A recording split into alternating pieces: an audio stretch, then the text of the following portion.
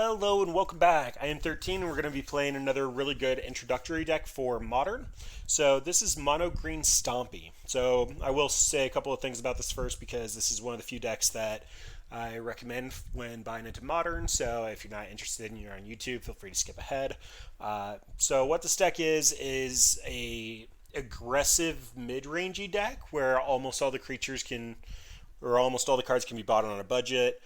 If you do start buying into cards in this archetype, it doesn't really expand anywhere. You can start upgrading them and go into different zoo flavors or potentially Jund.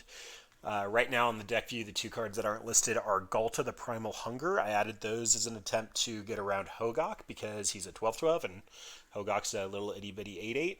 So we're going to see how that plays out. Honestly, I haven't seen this do anything really that impressive in a couple of years, but it is one of those decks where you can typically buy into it relatively cheap. If we take a look at the actual price of this deck, most of the price is going to be coming from the new Modern Horizons cards that I'm really excited to try out and the whole reason we're playing it. But you can build almost everything here on a budget without the Hex Drinker, the Force of Vigors, or the Horizon Canopies. But we're going to take a little bit of a less budget approach, but as with all decks, you can build this on a budget, kind of build up to the pieces. If you buy the Horizon Canopies, you can pretty easily get into Bogles. It gets you towards humans and anything that's basically green-white, Devoted Druid combo. Meta shifts a decent amount, so there's a couple of things to do there. If you're looking to go a little more combo heavy, again, you have Devoted Druid. You can go into like Neoform Saheeli. Like there's a couple of different decks that you can play just with the mana base, and this is a pretty decent starting point.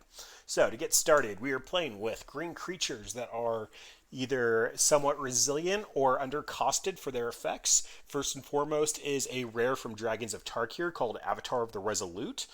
This card is fairly cheap in paper and online, but it's 2 mana for a 3/2 Reach Trampler, and it enters the battlefield for each with a 1/1 counter for each other creature with a 1/1 counter on it. Then we get Stranglerootgeist. This is one of our few creatures that actually gets a 1/1 counter, but it can grow Avatar. Avatar coming in as anything more than a 3/2 is like severely undercosted. Stranglerootgeist can die and come back as a 3/2. You essentially get 2 shots at it for 2 mana and haste. It usually gets a couple of chip beats in.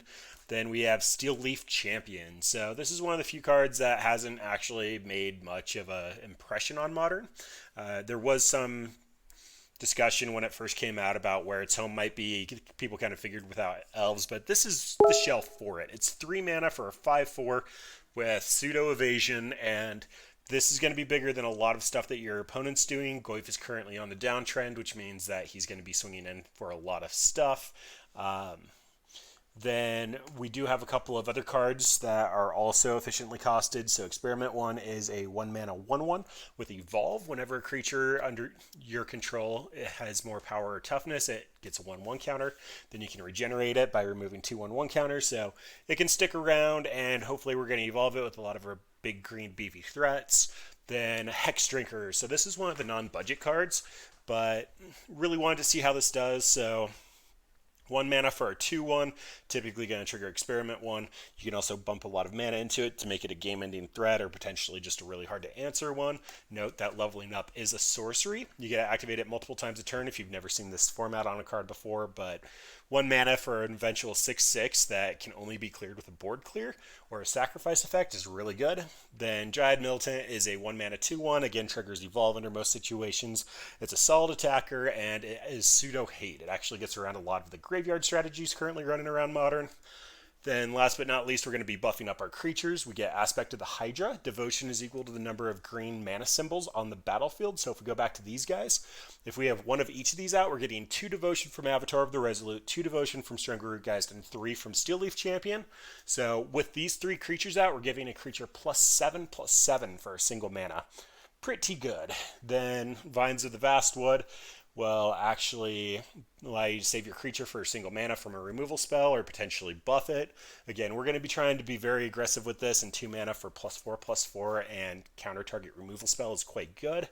And then Rancor can be slotted up on any of our 1-drops and basically just continue picking it up, allow us to keep getting beats in. And if we do get a big creature like our Steel Leaf Champion out, we're Rancor will give it trample, so it can just blow over any chump blockers in the middle of our way. And that is Mono Green Devotion. So I hope I did a pretty decent job describing that. Essentially, we're just going to be trying to put the beat down on. Again, we have a lot of cards that aren't necessarily budget, which is why it's pulling it up to the $280 range. But if I pull up my deck list here, and we actually look at the cost for Mono Green Stompy, it's basically $22 for Hex Drinker, $6 for Dismember, and $200 for Horizon Canopy, and $10 for Force of Vigor. That's pretty much everything. Again, Avatar of the Resolute doesn't even really have a price on it. Experiment 1 doesn't have a price on it. This means that Scryfall essentially thought the card was not worth enough money or was a little variable on the low end, so they couldn't actually determine a price for it. And so this deck can be built like relatively $5, I think is what it ends up being in paper. Alright, well, we are going to take the play. Can we do this? I think we want at least 2 lands. Yeah, this is a little bit better. And then probably tucking Aspect. So it's going to be like turn 4 for a +3/+3. Just not really good enough for turns here.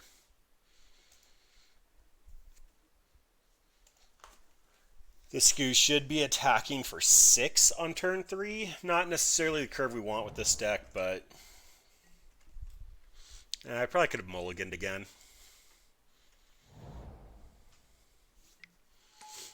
Alright, looks like it's Wurza right off the bat. So this is why we have Force of Vigors in the side. We can't really deal with Ensnaring Bridge all that well, other than an Aspect of the Hydra on a 1/1 that happens to get in.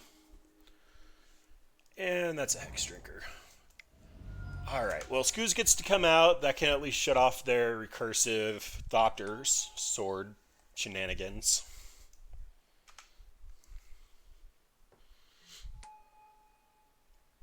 But opponent's probably going to have 3 mana here.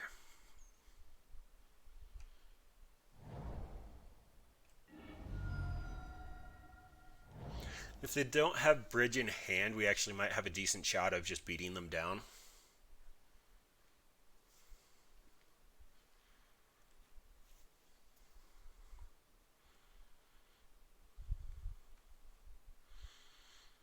Apparently, opponent doesn't know what they want to do yet. I think that technically favors us. One thing I should mention about Hex Drinker, its level 3 through 7 is protection from instants. We'll no longer be able to target it with Vines of the Vastwood or Aspect of the Hydra. That protection does go 2 ways. It's not hexproof.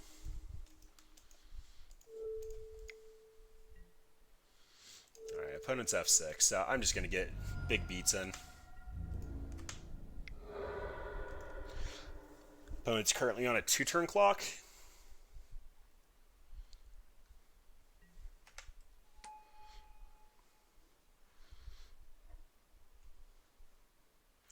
They really tanked last turn.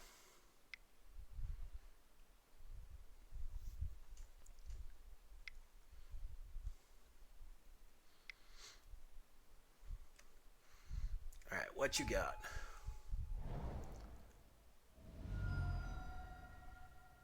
Cool. So they can technically kill my Skoos here by making 2... Or that works too. I was going to say, if they make 2 swords, or 2 Thopters, they can kill my Skoos, but they're going to go put the sword in the yard. I'm going to eat it with the Skoos and attack in for 6. That'd probably drop Hex Drinker just so that I have lethal on table. They have an active Thopter Foundry. I might just attack with Skoos. Love to draw a land here so I can actually Hex Drinker and eat 2 swords if it comes to it. But it has 1 card in hand but 2 baubles, so they're going to essentially be able to see 3 cards next turn.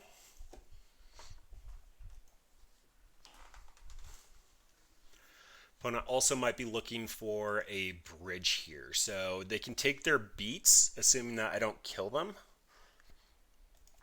Then just try to actually weld into place the ensnaring bridge.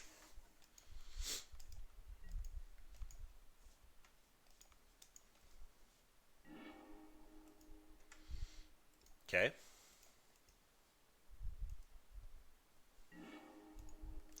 Strangleroot Geist. Alright, that's not lethal. So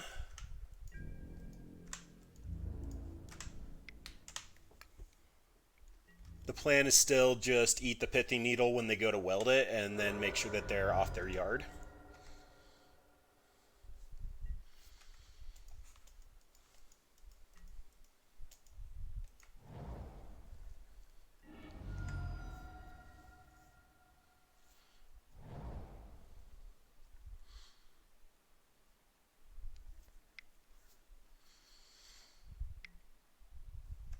Alright, opponent found a Sword of the Meek.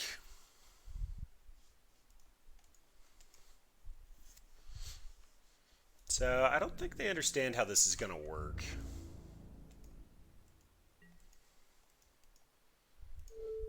So I eat the pithy needle, they'll activate in response, and I'll eat it again.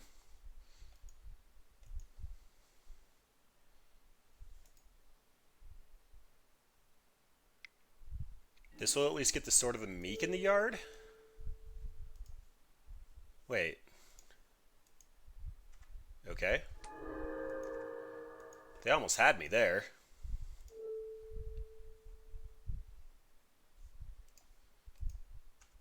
Yeah, this actually has to happen. The Goblin Engineer is covering my activation, so that's actually a really good play from opponent.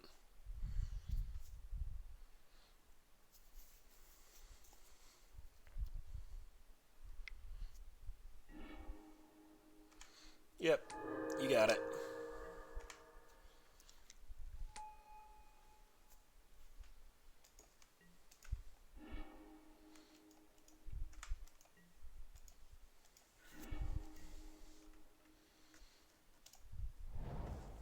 So, what's my best line here? Scavenging Ooze attacks and they can fog all 6 damage. My Scoos dies. Rancor goes back to hand. Then I have to play the Scoos, get ready to eat the sword.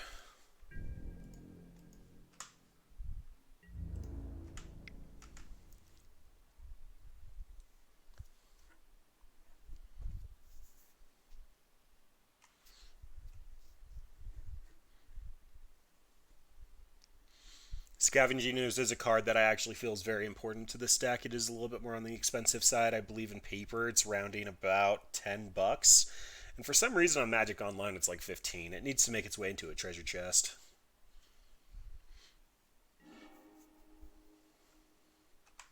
Okay. You probably wanted to wait until after you blocked with the Thopter, but by all means, you do you.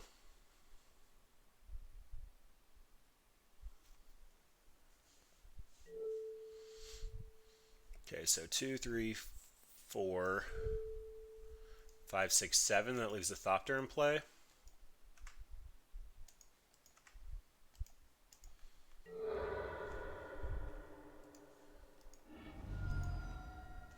Yep, those Rancors come back to hand. Then I have to run out another Scavenging Ooze because they technically can go infinite with Urza here, so I need to make sure that after the sword hits the bin I can eat it.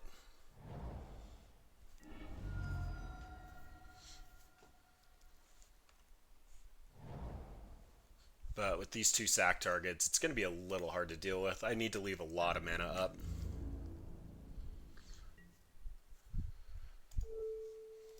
Okay, let's go ahead and grow this Scoos.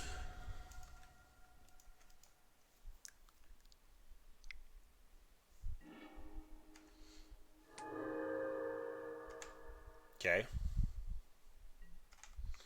Yep, they get to make a couple more Thopters. Perfectly fine.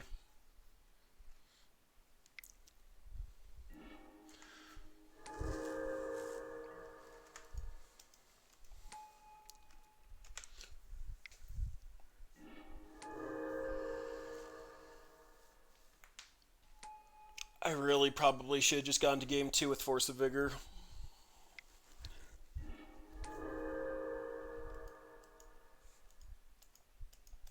I'm so tempted just to slam a Hex Drinker and start powering it up, but we are a little low on mana count in this deck.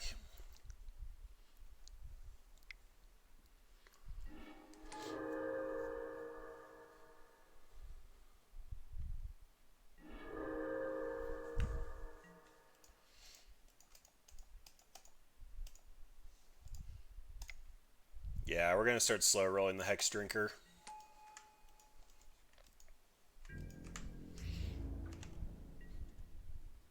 Leaving up 2 activations now just to make sure I can get around any shenanigans they want to try to pull.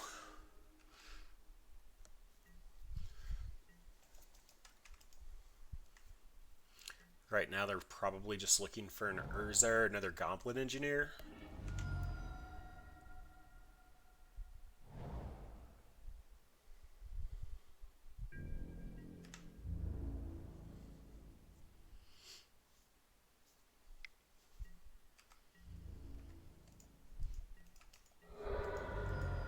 Yep, ouch.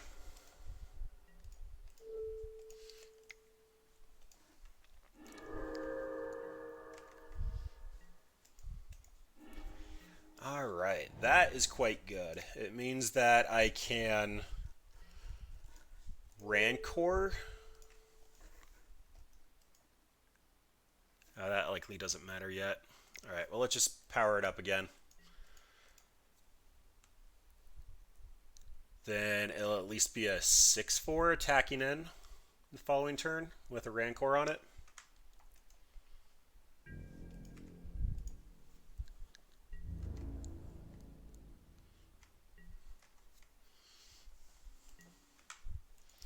Being on the defense against the combo deck is a little unfortunate. Okay, I think this means they have a second sword.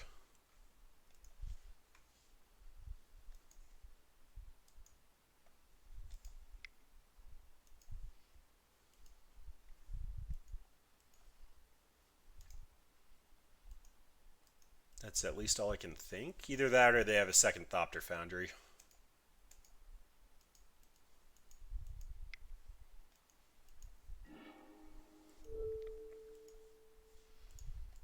Yep, let's resolve that. Sword of the Meek trigger. Let's go eat the Sword of the Meek. Then they're going to sack the Thopter foundry to fizzle the last eat. Or they're not? Okay, so they must have another one.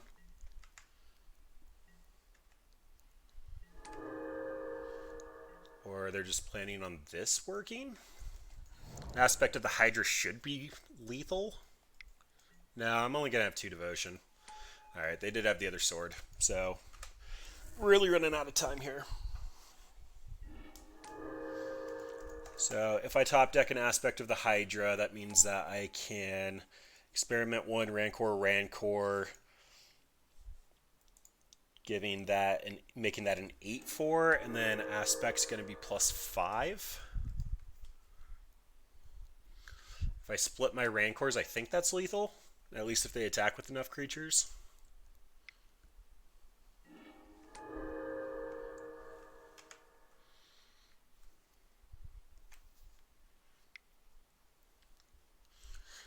What I wouldn't give for a Plague Engineer.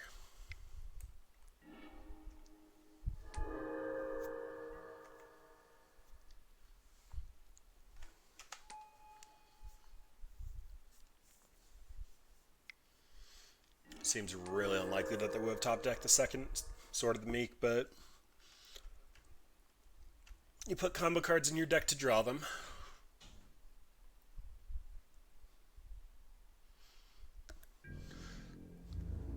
Unfortunately, I had to actually power up the Hex Drinker, otherwise there's no shot I was going to win.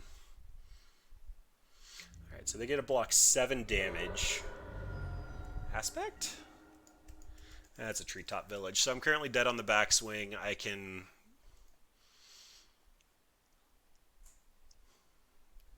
Yep. Opponent gets it. That was pretty close, but just not quite there yet. Alright, Relic comes in, Collector Roof comes out. This is another card that costs up the price of the deck, but I feel like it's pretty good. Would have loved to have seen that. Would have absolutely loved to have seen that. Force of Vigor comes in. We get to destroy 2 artifacts. Then potentially Nissa. I honestly don't think grinding's going to be that important. Opponent won't be trying to kill my creatures, so Thrun can come out. I actually think I want Dismember for Urza. Avatar having reach is relevant. Scoos is still great. It's probably Vines. Sure, we'll run it like that.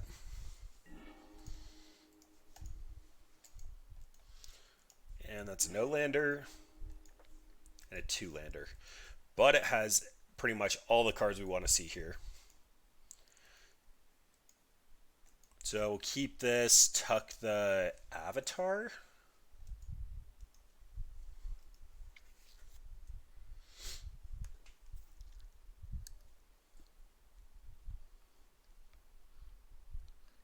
Scoos and Avatar are pretty good together. What if I just Treetop on 1 and then follow it up with Scoos on 2? Yeah, I think that means I'm tucking the Dryad Militant. It's going to slow my clock, but Dryad Militant just gets fogged by a Thopter, so we can just toss this back and hope to do a little bit better. Here we go, opponent.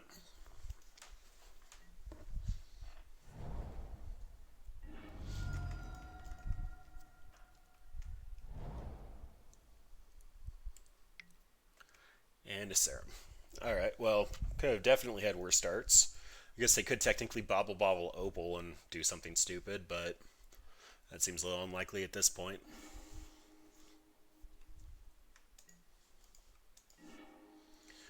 Ooh, Aspect of the Hydra. So we actually might be able to kill them fast enough this time around.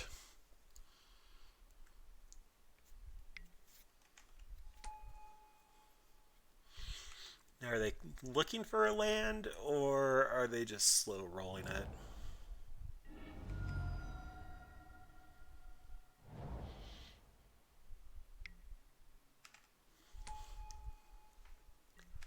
Okay, so given the fact they only have blue, I could blow those up right now with the Force of Vigor, but I think I just want to get my clock on. Oh boy, that actually complicates things a little bit.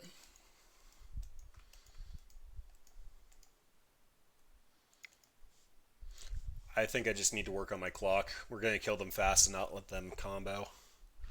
I unfortunately don't have an answer for Urza at the given moment, though.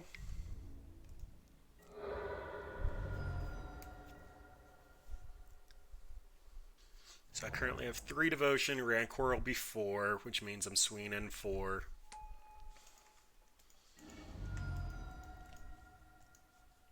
Six, 9 next turn.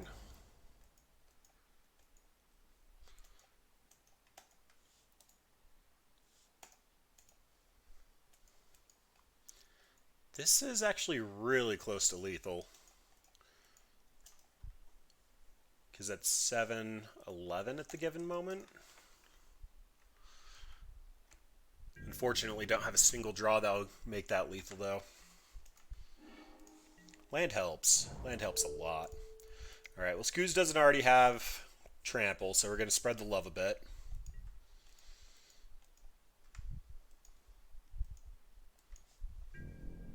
Plus, they're going to kill Scoos before Avatar, so more likely I'll get the Rancor back.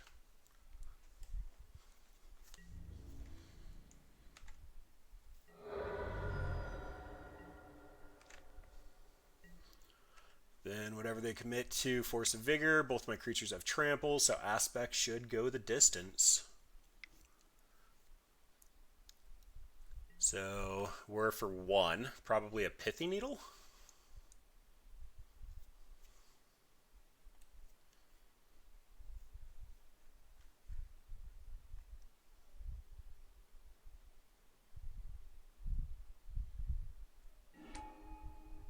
A Spell Bomb. Yeah, I don't want them blowing up my stuff. Oh, I have to... Yep. I suppose that makes sense. I have to do that during their turn and they'll have mana for it.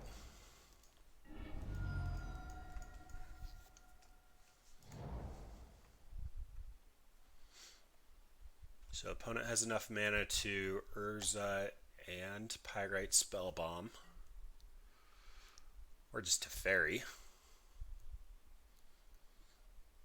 I think I'm still fine.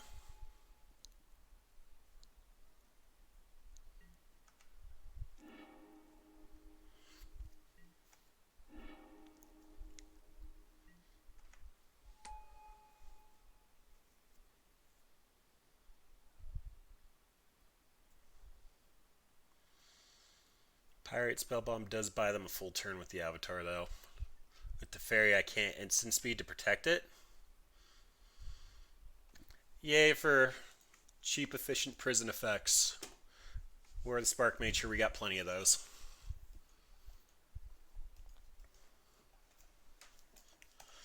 But Scoos eat Avatar, run out Rancor.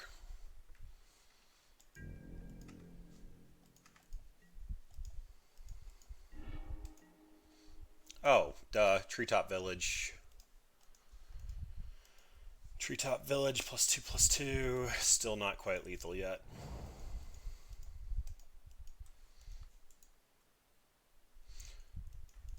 Teferi means I can't force a Vigor. That is so unfortunate.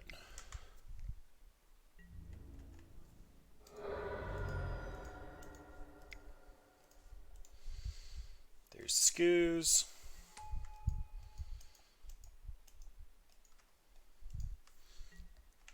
And this should just be setting up for lethal for next turn.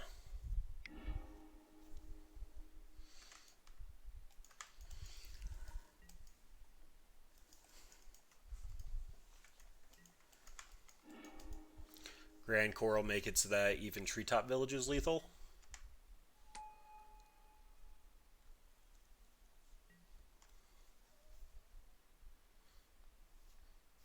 Guess there could have been an argument to hit the Fairy there just because I had instants in hand.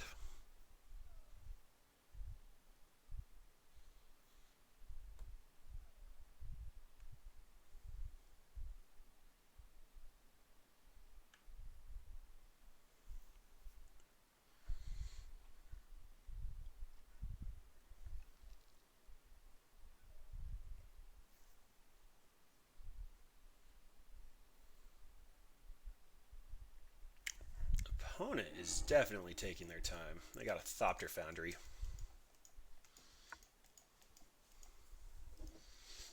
Alright, so my turn's going to look like Aspect of the Hydra on Avatar. See if opponent has interaction, then activate Treetop Village. That's not lethal.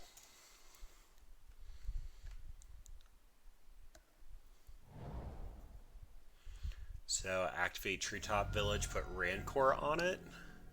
Hope to top deck a land.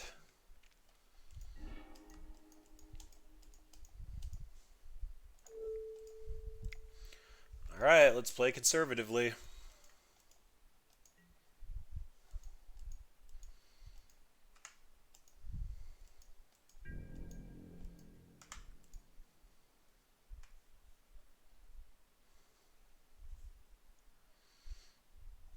They technically have Cryptic mana up. What are the odds that they're running Teferi and Cryptic, though?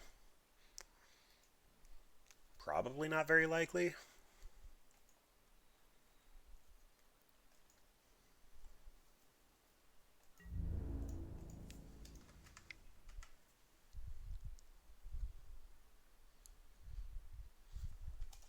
Okay. So, opponent is on... I don't know why I took that out. Either of these are fine to stop their combo. Veil of Summer is interesting just because they have blue spells, but it's another instant. I'm sorry, guys. My head hurts. Okay, so we want Dryad Milton's out. I think was just the bottom line there. Treetop Village was a better turn one play.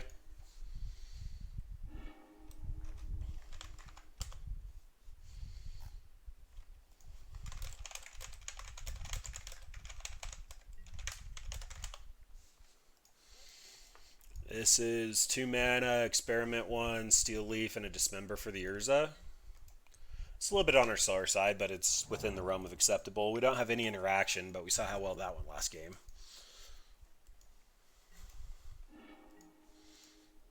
Okay, so this can get pretty busted pretty quick. Do you need to find another land, though?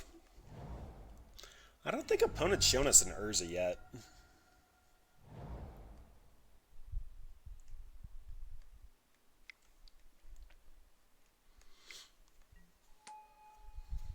Goblin Engineer. Alright, well if they're going for their combo, they're going for it pretty quick.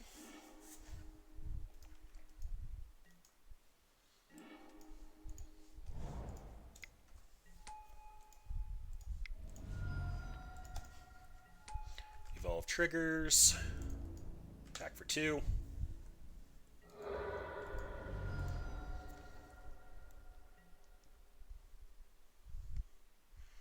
So opponent can filter into a red, bring back the Thopter Foundry, but they don't have enough mana to actually put a sword in the yard.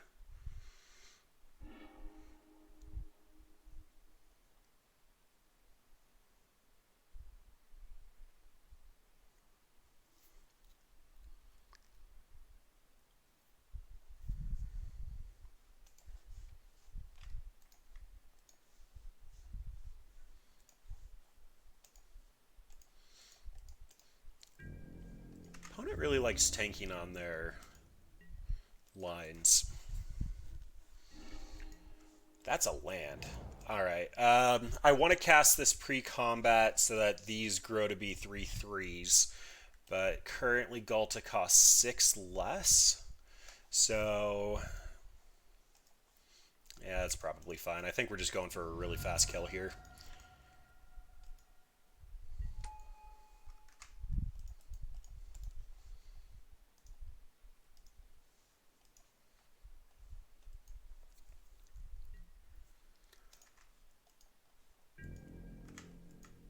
And then I can technically regenerate these. Not like I want to anytime soon, but I mean, for turn 3 and having 13 power on the field, that's basically what you want in Modern, which is why this is a decent budget consideration.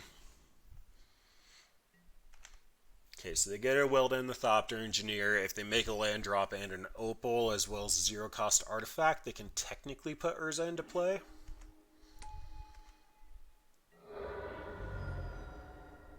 Oh, I guess they can't yet because they just lost their Astrolabe, so they won't turn on Metalcraft. They actually need to have a Bauble.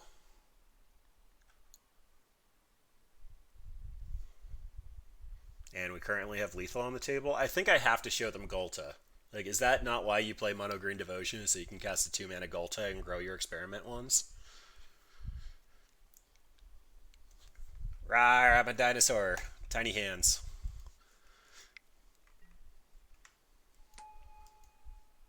Okay, you have Metalcraft now. You're going to have 1 blocker, and you're dead. But you're only dead because of the Galta? Ooh, I gotta show them exactly how dead they are. Rawr!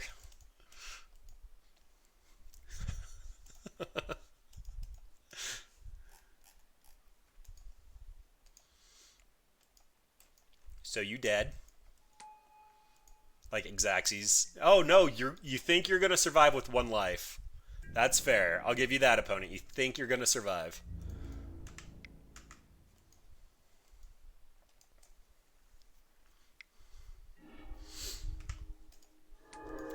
Trigger on the stack. Kill that, so sort of the Meek stays in the yard. Take a casual 13. Yay, mono green! Alright, that moves us up a match. That was a pretty impressive win for mono green, though. Galta even got to make an appearance. He didn't get an attack, and I wanted to attack with Galta tonight, but he did make an appearance. Alright, looks like we got match 2. That Teferi in game 2 was a little rough. Like, not being able to cast any of our instants was super brutal. Dogfish with Moen! Mowu. Sorry, Mowu. Respect the doggo.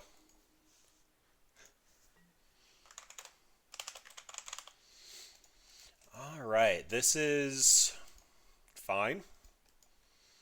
I mean, it does everything we want to do with this deck, which is put out a 2-1 on turn 1 and hold buff spells. If this is Storm, Dryad Milton is super good.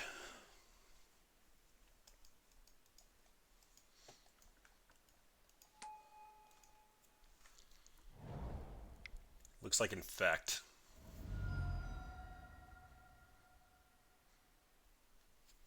If it's Infect, we're probably dead to a scale up. They technically do things faster than us. Okay, that's pretty good. It's Merfolk.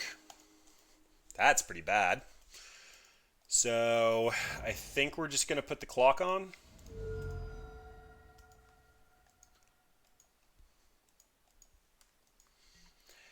New Merfolk tries to be super interactive, and they potentially have Force of Negation, so may as well put a creature threat out there and make them actually have to answer it.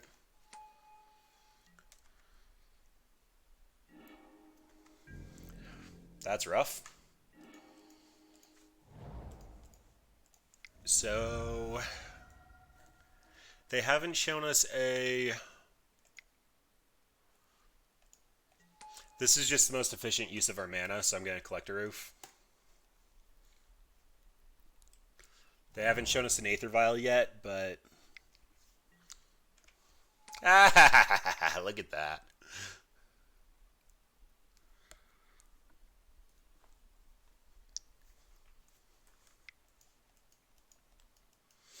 That hurt. That actually hurt a lot. And a Lord.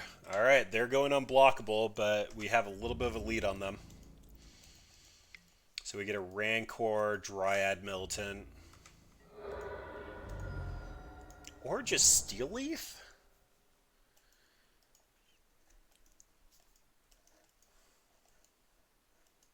So I'm taking 5 here. First things first, let's actually test the waters.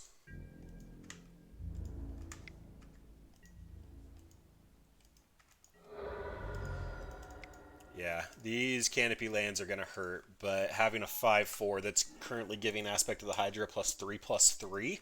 So next turn I get a Dryad Militant Rancor Aspect of the Hydra for +5/+5, so it's going to get +7/+5.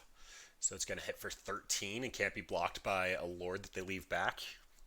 Can be blocked by Metavault, but should have Trample.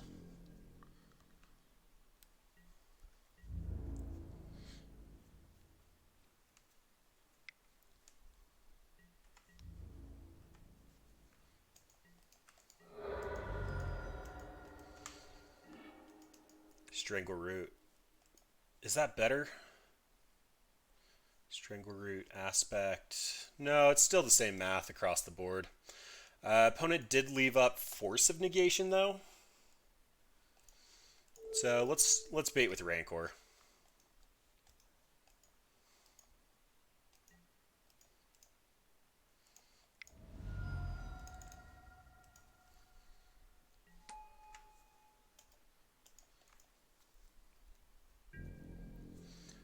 Alright, let's see if the shenanigans work.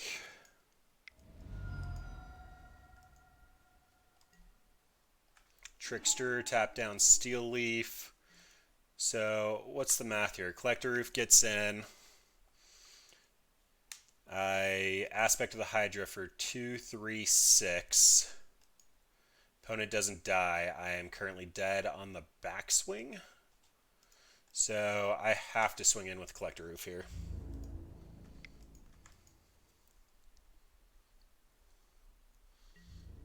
Odds are they don't block.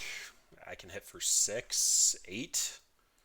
Super close. If this had not been Spreading Seas, we pretty easily would have had it. No point showing them the Aspect of the Hydra. Our deck is on the fringe of the format, but most people are aware of it just because it is a pretty decent starter deck.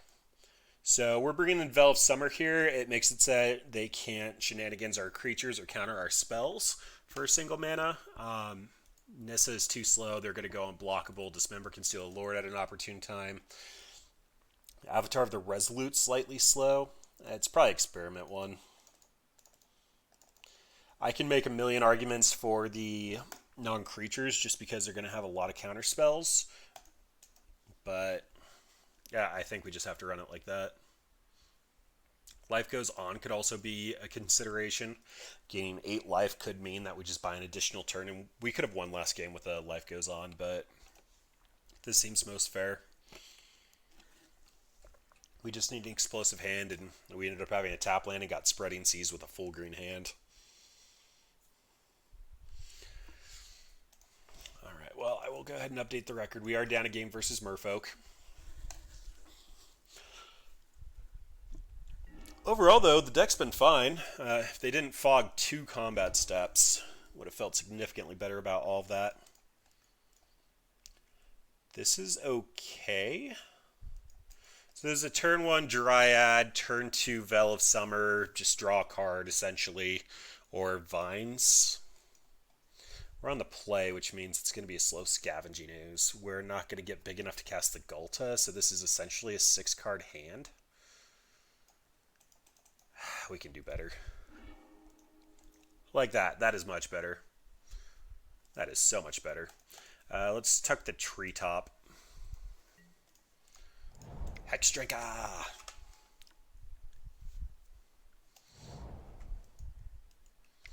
Oh, we don't have Choke in the sideboard.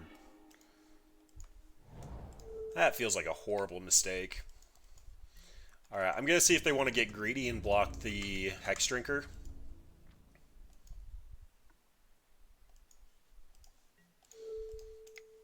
We have Trample, so we're still going to trample over 5 and get their creature.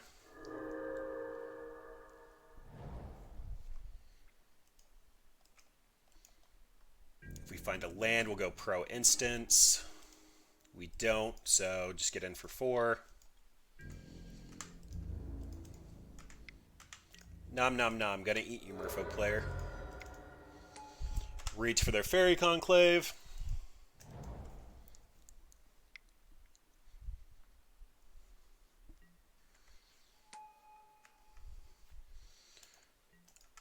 That's nasty.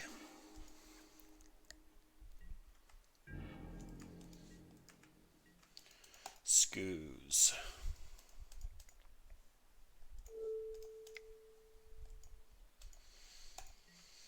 Alright, well, just gonna keep the pressure up. If they stabilize, they'll probably take it. So let's just try to kill them.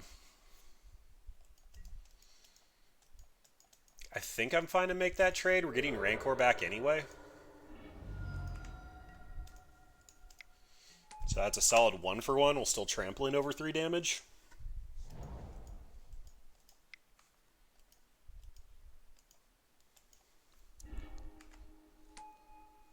Alright, they've got a Lord, which is why I've been holding the Dismember.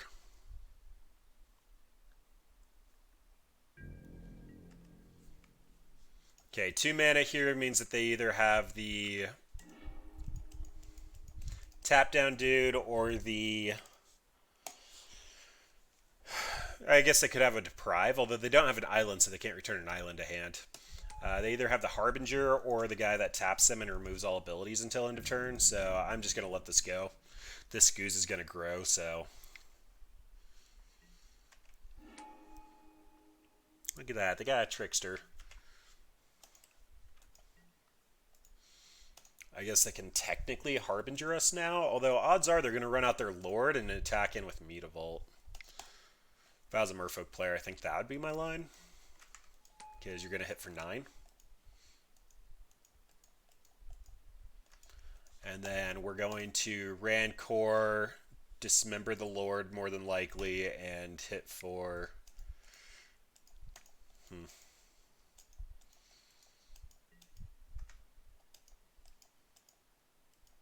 Okay, do you have a landfall trigger? That's weird.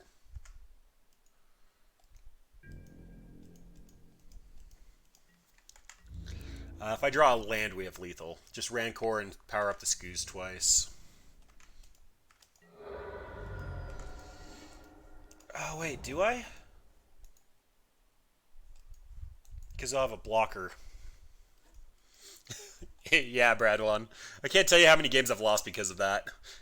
Just trying to get my quest done. Stop playing real decks. So I can eat 2 Rancor, but I'm still... They'll have the Lord. This costs 2 to activate, so I think I have to slow roll this.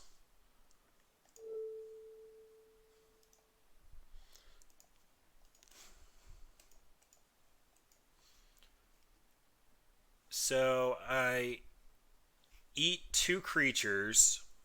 I go up to 13. They can only attack for 13 Island Walk if they're even holding a Spreading Seas.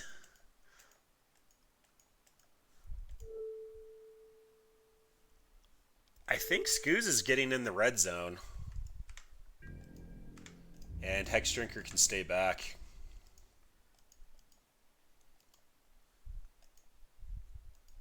If I had an aspect, this would be lethal. Oh, that's rough. Or a Vines. Vines would have gotten there too. Always eat your opponent's graveyard first. Merfolk shouldn't have anything that brings stuff back from the yard. Oh, I was supposed to leave one up. So bad at this. Okay, so if they have another Lord, I think I die here. I was supposed to leave the one up so that I could dismember the other Lord, and they wouldn't... Well, I guess if they have Lord and a Spreading Seas. Yes, that's currently 11. I can still chump block. I don't have an Island Flint.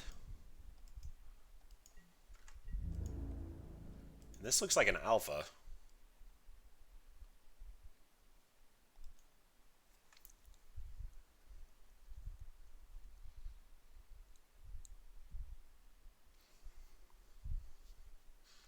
I think opponent just realized I don't have an island.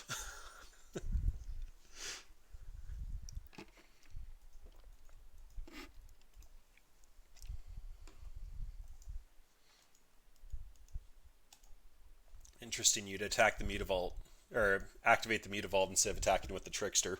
That's the reason I'm assuming that he didn't realize I didn't have an island.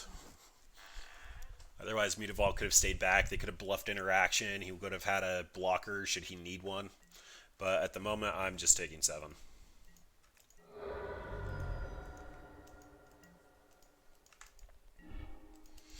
Veil of Summer.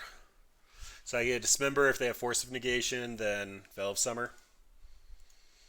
Meanwhile, I can eat 3 creatures, which means I Dismember 1 and get through for 5 more damage than opponent expected.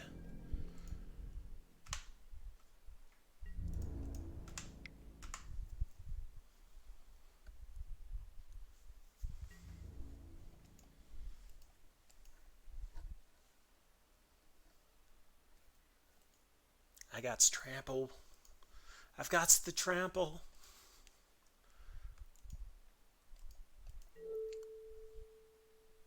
Okay, yeah, that's fine, but we're going to dismember this guy because he has more toughness. Then we're going to eat your creature, and we're going to trample over for 4. Seems good. Alright, anything sideboarding I want to do? Don't think so. We're basically just doing creature beats on both sides of the table, but opponent's got some counter spells, so I brought in some anti-counter spell magic, and we'll see how that goes.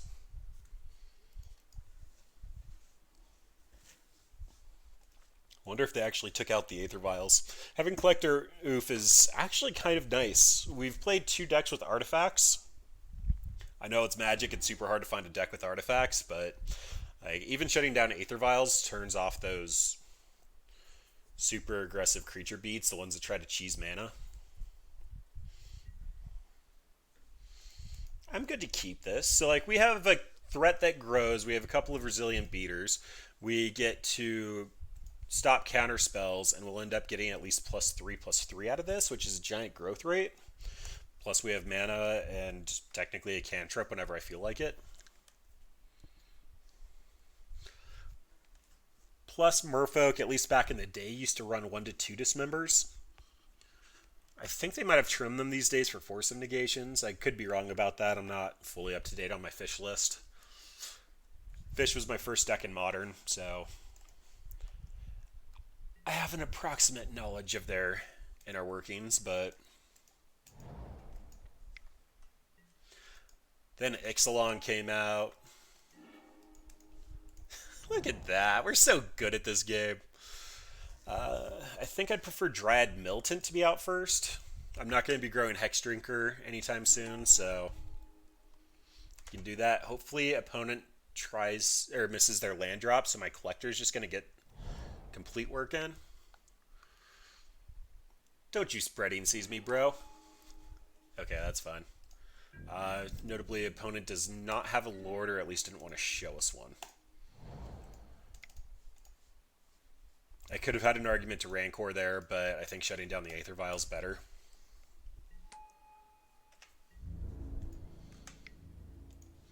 Especially if they don't have that second blue. Your opponent will lead on Mutavault first, just so that they can actually activate it and attack the following turn, but I think opponent wanted to put in a Lord here. And putting in a Lord and attacking in with a Mutavault is significantly better. Alright, there's a Pain land. You tap my Ufe. It's going to turn your Vial back on. Veil of Summer would have been nice there. Like, really nice there.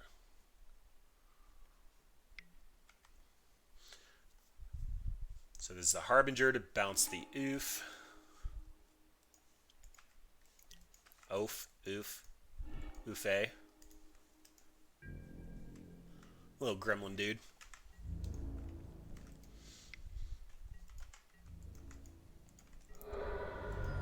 The Wombo combo, though. Opponent, you definitely get my respect for that last one.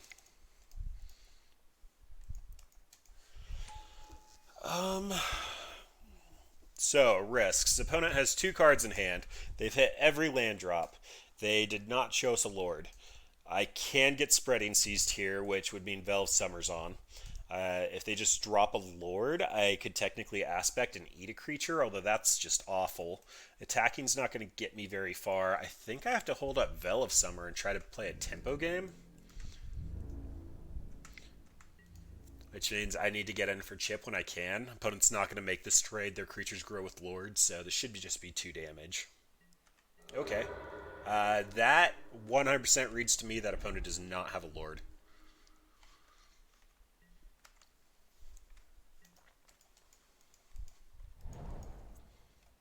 Although this could be a Master.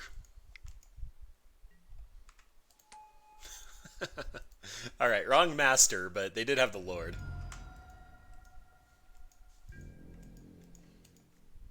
Okay, well, I think I just have to... Oh boy, I can't really eat anything because the other creature died. I think I have to take beats here. And I need a land? There we go. That's a bad deck. Bad. Dryad Militant. Hex Drinker. Rancor. This Rancor's a bluff. I'm trying to eat their Lord. If they want their Aether Vial back, they'll block.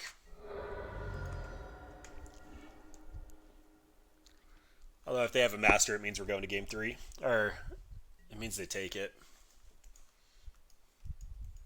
I can only do so much, though.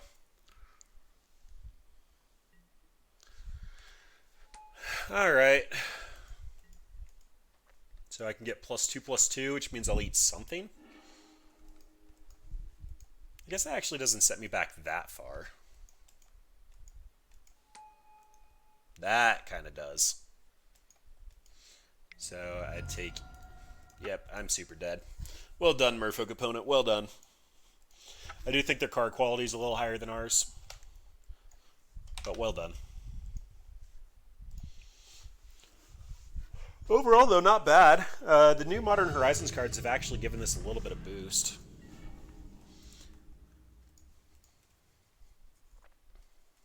Turn 1 Experiment 1, turn 2 String Root, guys. Turn 3 Steel Leaf, or just an Avatar. And we're playing against some variant of Prison.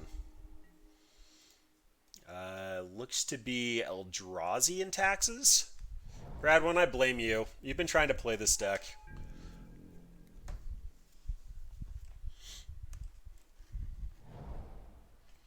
Oh, okay. So it's...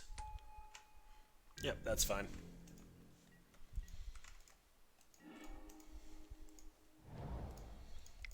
Green, Striggergeist. And I'm going to see if opponent wants to eat this because we have 2 avatars in hand. Avatars will come down as a 5/3. Or 5/4. Sorry again, headache. Yeah, that's fine. So, Eldrazi Temple. Thought Knot would be bad.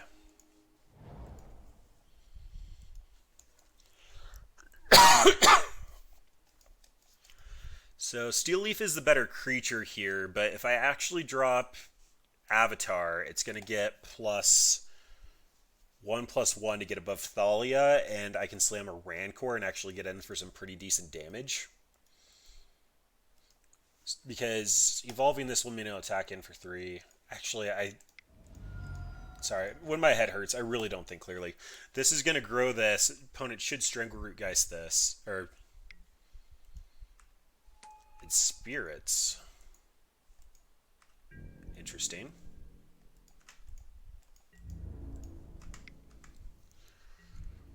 What I was trying to say, though, is Experiment 1 will get an additional 1/1 counter, and then it can attack in through Thalia. Stranglerootgeist should die, and it should get a 1/1 counter, and then this dude's going to be beefy. Beefcake. But because Steel Leaf would have grown this anyway, math kind of ends up neutral. Alright, so they potentially have another Spell Queller up. Well, Experiment 1 will grow, and I'll be able to regenerate it, although opponent's likely on path at this point. Avatar the Resolute. Show it to me, opponent. Show it to me.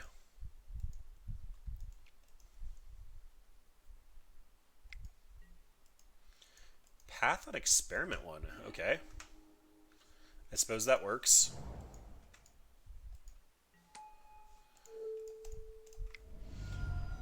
Oh, Thalia.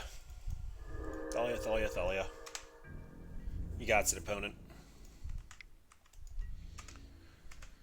So next turn I can Avatar. That means Galta will cost 4.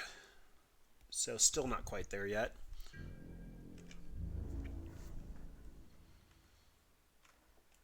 Avatar being able to block Spell Queller is super nice.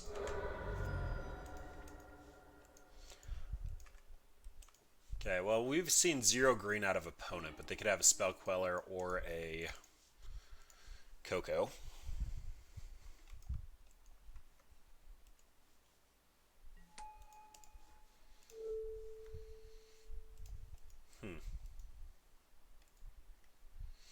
This still costs 4, right? Yep. Okay. That means I want a Rancor on Strangleroot. Hopefully that will just die. Don't really want to pay 2 life for it, but I'm going to be alphing, so let's go for it. Perfect. That's gone forever now.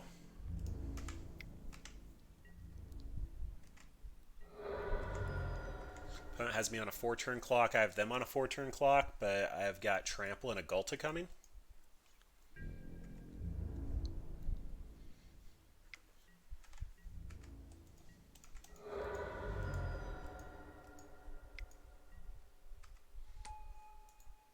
Lame. That turns off my fun Galta plan.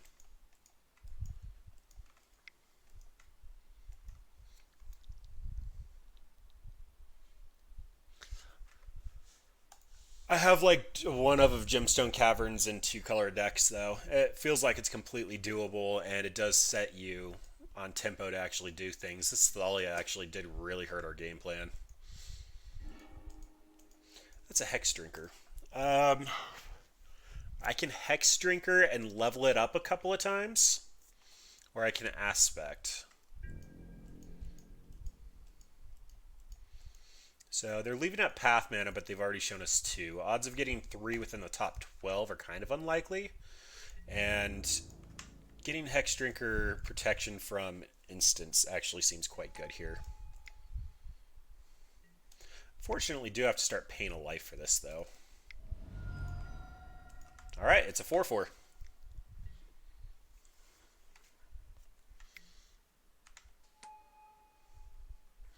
And that can get kind of bad. Unfortunately, can't aspect Hex Drinker. Protection from instants.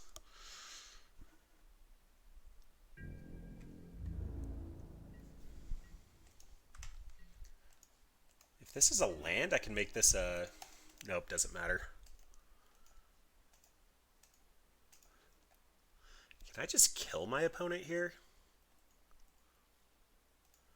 So I currently have 5 devotion. This is probably getting in for 4. Then one of these guys gets blocked, gets +5/+5. That's 11 damage of trample across what's probably going to be 5 blocking. I think we got to go for it. Because this giver is going to make it really hard for us to do anything here.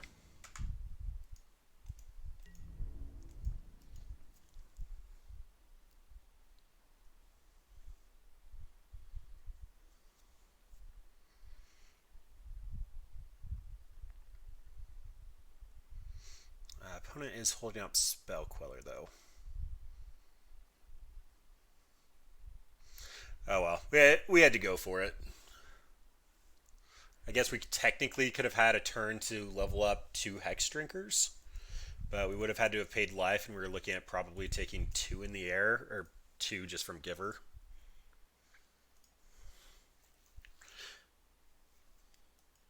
This pause on blocks is making me think that they don't have interaction, though, because if they knew we could only cast 1 non-artifact, then, and they're holding the interaction, they're not going to be able to do anything about it.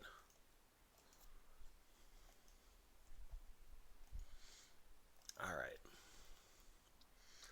So, aspecting here is only going to, like, this is doing 1 damage. Aspecting here, though, is going to actually save it and make it do 2 more.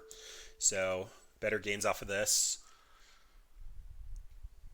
And what have you got, opponent? Can you stop it? Do I do Hydra things?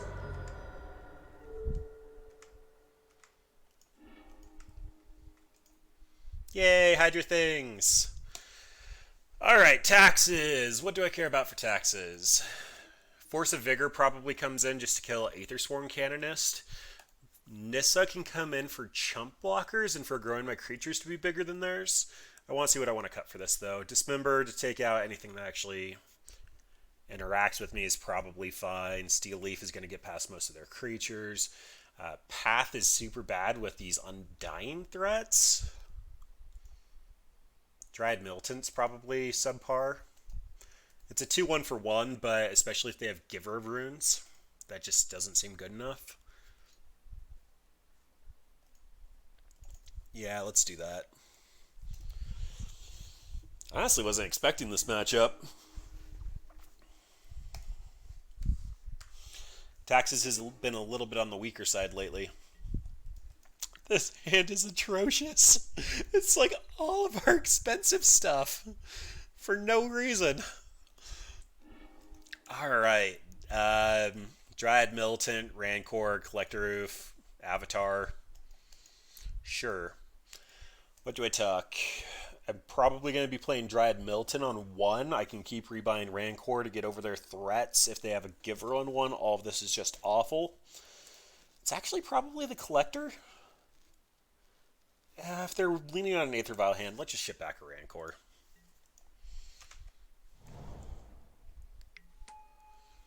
Alright.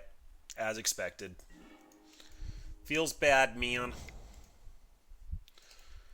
Nissa will at least get me a little bit of value here. What are the odds I ult a Nissa in this matchup? You gain 2 life, target opponent loses 2 life. Okay. Oh, they're playing a Soul Herder deck. I'm a little sad I just realized that.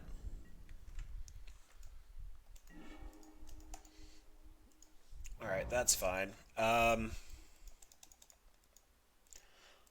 think I'm going to start playing defense.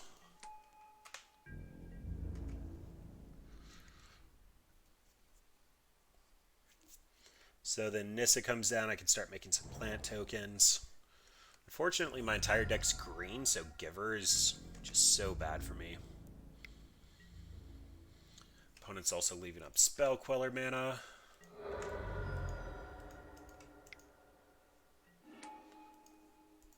Okay, or they just want to value town it. That works for me. This, will stop the ground attacks, and I can follow it up with Avatar. Or I can just attack in with... no, Giver's active. Alright, Nissa.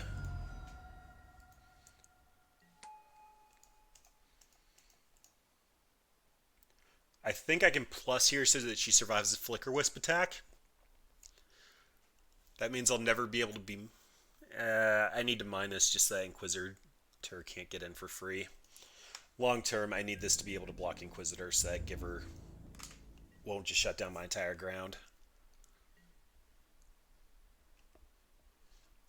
And Nissa gaining me 3 life here is perfectly acceptable.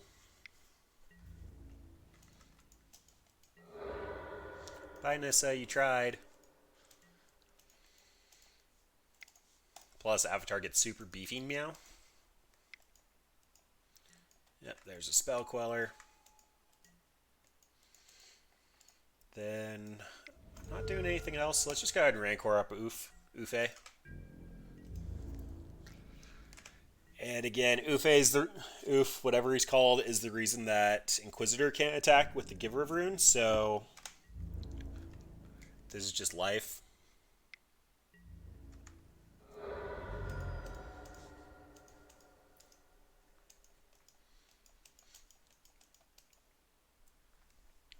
Then Avatar is going to come out as a 5/4. He can keep back all the flyers. Oh, that's bad. That's really bad. So I'm just dead in 2 turns. Alternatively, I have 6 Devotion. I can swing in for 5 here. So it'd be 11. Okay, well, Avatar's keeping at least 1 creature back. Let's get some trample on. It's possible I just one-shot opponent with one of my trample friends. So, like, opponent essentially taps down, attacking me. They don't have a Spell Queller. I guess Path also stops it. I think I'm just dead then. I just lost 2 Devotion. I'm going to have to top deck a Steel Leaf. That's going to be +6/+6. Yeah, that's not good enough. Plus they have blockers. I guess I take 3. I take 5 here. Okay. 5 didn't work. I take 3 here. I dismember Spell Queller. Get back Avatar. Collector Roof. Okay, so this was the exact line I was describing. Oh, but they have 2 Giver of Runes. It's not going to work. I was going to say, I attack in with the Collector Roof. They try to give it pro-green. I dismember it, get back my Avatar, +5/+5. Yeah, not getting there. We can draw a card. Let's draw a card. I'm never going to say no to drawing cards. Okay. Yeah, let's do game 3. Update match record. We are 1-1. Galta would be so good here. I don't think that works. Spell Queller just says exile. Target spell. Yeah. Spells you control can't be countered. Alright, something a little bit faster. This is a Avatar on 2 before Spell Queller's live, even with the Gemstone Cavern. Then that's just a Rancor and get some sloppy beats in. Start cycling Canopy lands. What does our ideal draw look like? It probably looks a little bit more like experiment one into Avatar of the Resolute, into Steel Leaf. But we have our flying blockers, so hopefully opponent's just not on Giver again.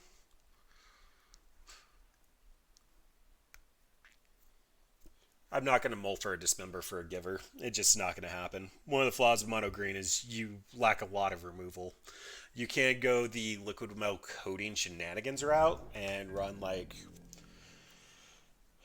Reclamation Sage to blow up any target after you make it an artifact. But that's better for land destruction. Alright, this could technically be a 7-2 Trampler.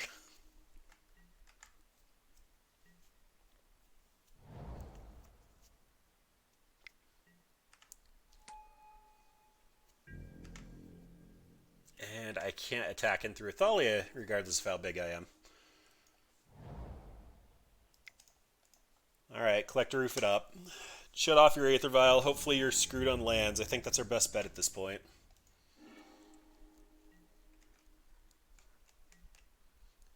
Man, Thalia dies to Gut Shot, to Renin 6, to so many things. So people have not been liking Thalia lately, but she is just shutting down our board.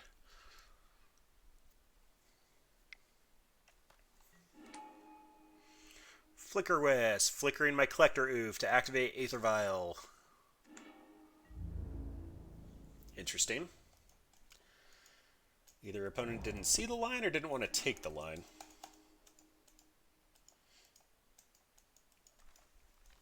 Is that worth it? I need to start getting damage in.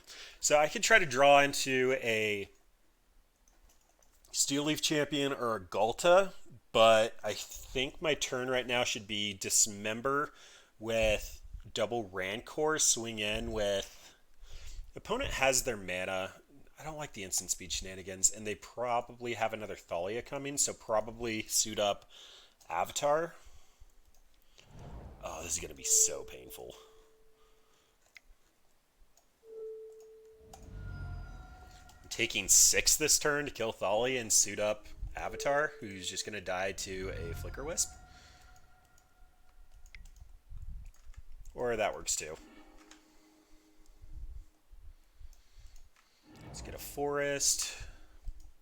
That one's gone forever. I don't want a Rancor Collector. I think it's doing a decent job keeping Aether Vial in check. Unfortunately now, though, opponent's going to have Spell Queller mana up. So, going to have to... And they have Teferi. Okay. Bad stuff's about to go down, guys. Super bad stuff's about to go down. This went south so fast. Ugh, Spell Queller. Alright, Collector Oof, Bait Spell Queller, Avatar on defense. Or just do that. Sure.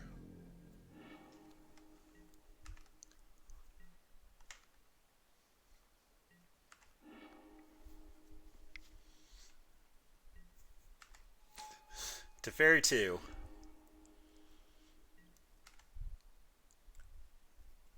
We have hit Teferiception.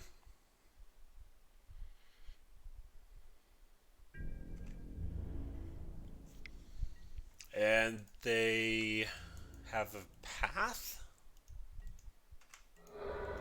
This is weird. They left up white. Their Aether Vial's shut off. Alright. Well, may as well try to kill Teferi.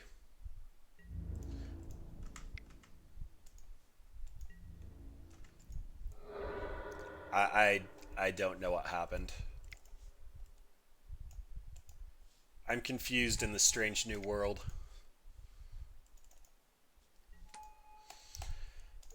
I'm just going to suit up Rancor on the Dryad Militant. Dismember's going to cost 5 if I cast it, but I have a blocker for the Flicker Wisp, and I am currently ahead on board.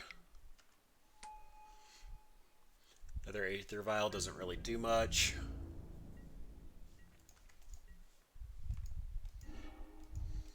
Alright, that is a bomb.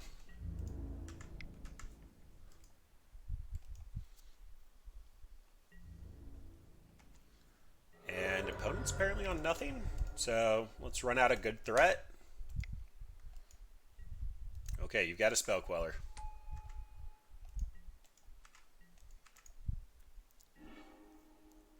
It's probably eating my dismember it in step so I can swing back. I have 14 damage on crackback. Aethersworn Canonist. Okay, so opponent's trying to lock you out. So what's going to happen here is if I dismember the Aethersworn Cannon or the Spell Queller, the Steel Leaf Champion won't be able to be cast because I've cast 2 spells. I probably should have actually cast Dismember with this on the stack, but it means I have to kill this now, and Dryad Militan's going to be getting in. Then if they find an answer to my Avatar, I'm just dead, but...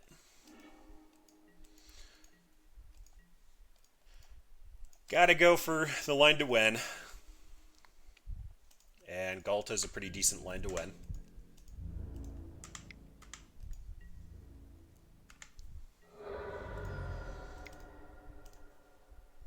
Big Landargan. Alright, opponent. You do you. I was tapped out. Playing the land was like I didn't have a bluff. But I currently have 3 tramply threats. Do you have an answer to Avatar?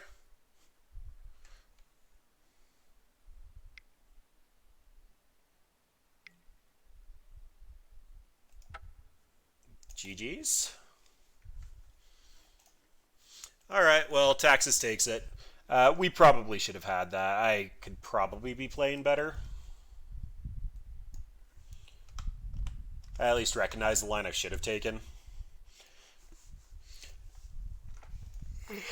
Gulta also showed a little bit of weakness there. Opponent drew a little awkward, but so did we. We had so many lands. We're currently running... It's easier to count on the overlay. We have 19 lands, and we ended up sacking 2 Horizon Canopies. Oh, geez. If we wouldn't have had to take 2 life there, we actually probably would have been just fine. Maybe dismembering the Aethersworn Canonist was a bit greedy. Just because we paid 5 life for that.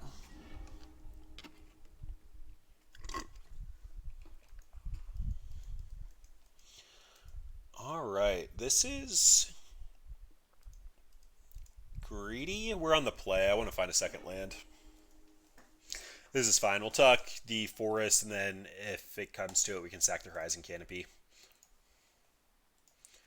This is going to put out 4 power by turn 2, 9 by turn 3. So not quite turn 4 lethal, but hopefully we'll find a buff spell. Rancor off the top would be awesome. And it's looking like Wurza.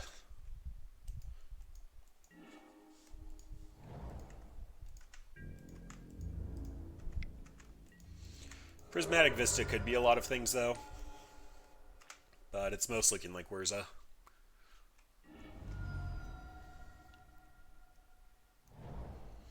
Snow-covered forest. Wall of Blossoms. Okay, so this is probably Podmom or the Soulmender deck that Saffron Olive was playing. I could have sworn we put one of you guys to the bottom.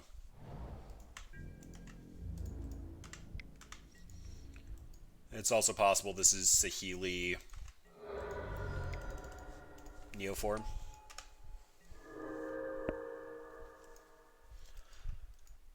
But we're putting a clock out there. Codal. Oh, this pseudo evasion is just fantastic. Codal trading with our Dryad Milton is still fine for them. It cantrip, drew them card, save 2 life. Hex Drinker. So Hex Drinker can be a 3. level 3 this turn. There could be an argument to crack the Horizon Canopy looking for a aspect of the Hydra, just because I'd be able to slam opponent for 12 here if I found it.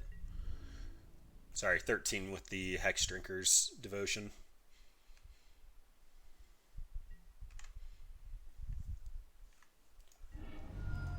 But this is looking like a path. And then that means Hex Drinker will come out and just be able to level up, and we should be... Okay, that's fine. Yeah, so it is the Soul Drinker deck. Which means we're going to make a big Hex Drinker and hopefully just kill opponent. Preferably before they get their infinite turn combo going. If you are liking the look of opponent's deck, it's Soul Herder combo. It's a deck piloted by Gabriel Nassif. He's the one who's been tuning it and trying to get it up to speed. It's actually a really sweet deck. What you end up doing, though, is you get out Soul Herder.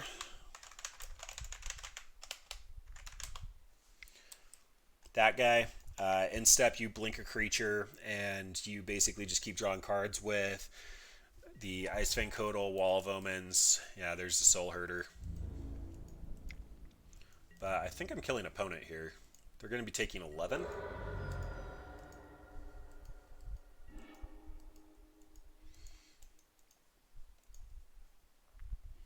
And then they eventually get an Ewit with Time Warp, and they just keep blinking Ewit, picking up the Time Warp, and take multiple turns.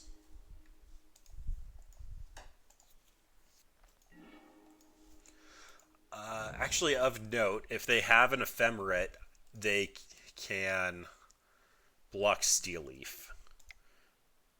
Then they're going to have to block at least one of the Dryad Militants, but have to deal with the Pro Everything Hex Drinker.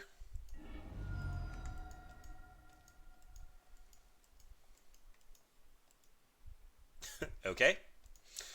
Fair enough. Hex Drinker's a big boy. So, definitely want Relic. Do I want Veil of Summer? Let's actually pull up Saffron Olive's list.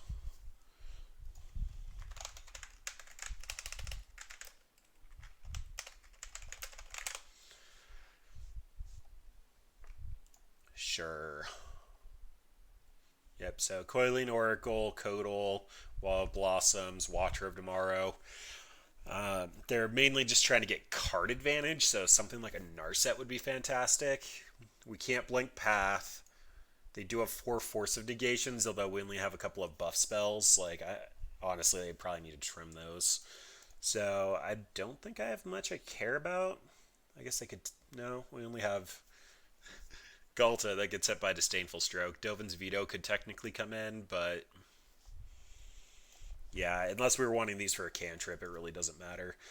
Damping Sphere could be moderately interesting. I think we just need to go for a faster kill. So, removal for Soul Herder.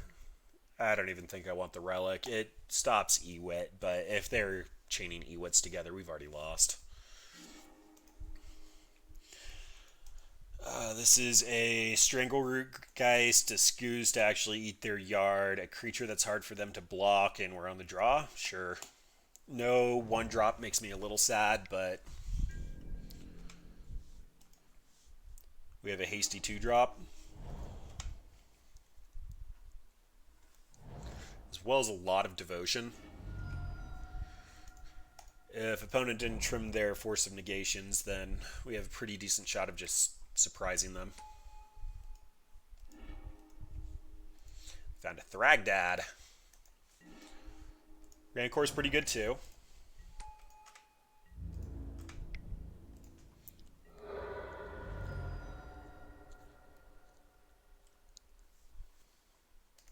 Alright, show me the creature beats. And by that I mean probably just a Soul Herder, Flickering Coiling Oracle. Yep. This is fine.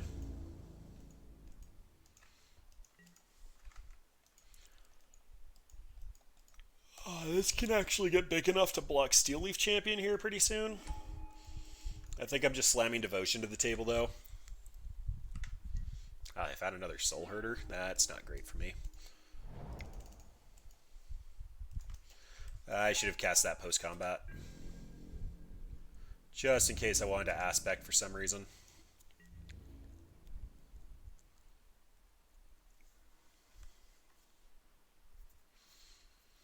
But next turn's looking like Avatar, and if Steel Leaf goes in unblocked, it's going to get +7/+7. So hopefully opponent cracks a fetch land here.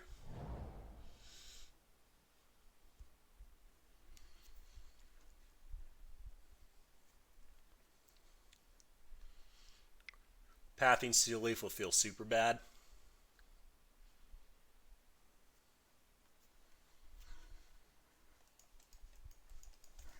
So maybe Vines off the top would be good. It would lower my devotion, though. Knight of Autumn. So they're supposed to gain life here since they're planning on flickering it. Yep. That keeps them alive.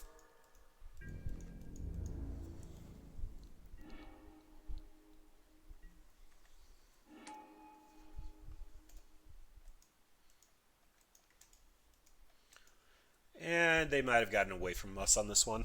If I draw another aspect, I can give +10/+10, but opponent's leaving up path mana. Or at least ephemerate mana. Okay, well, this means my devotion gets slightly higher.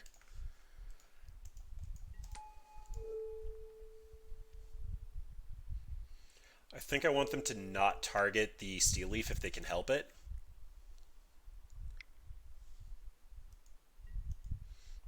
Boom, baby. Yeah, the synergies in this deck are pretty sweet.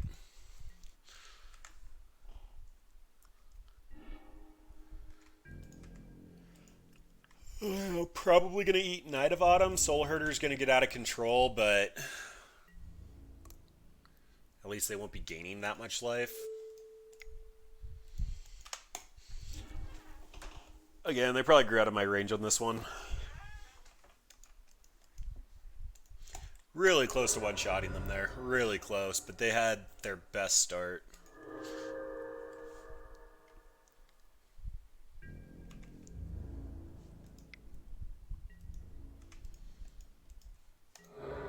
Okay. Well, they can't chump block with Oracle, so they've got to have another drop. Skips next combat step. Alright, so we're combat locked out of the game then? Let's just see our next draw, and then we can move to the next game. Actually, I can still find a Dismember.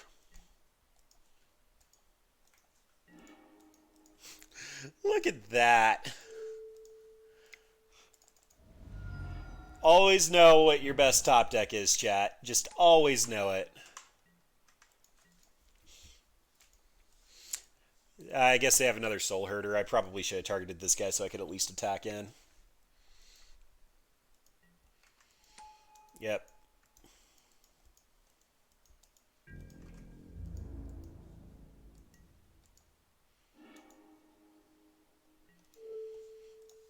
Eat you. Eat you. So I still have one more Dismember in the deck.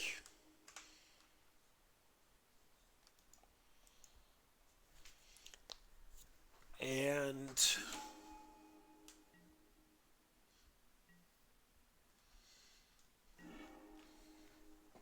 I honestly don't think anything else.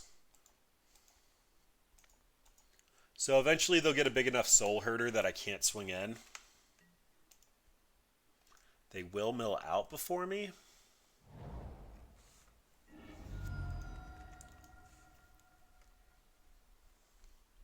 Yeah, that was a mistake. I saw the Soul Herder off the Coiling Oracle. There's a Thragdad, which means they're going to gain 5 life and get a 3/3 every turn.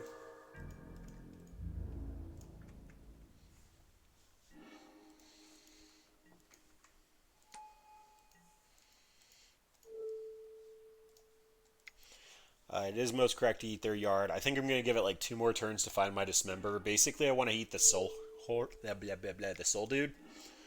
because Thragdad's still going to grow out of my reach as well. So I'm going to try to play as correctly as possible until that moment.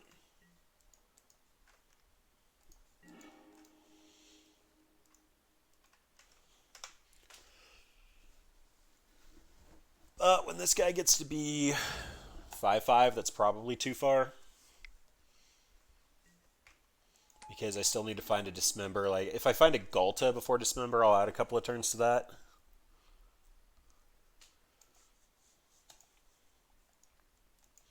Just because Galta can still swing in through this if I Dismember this dude.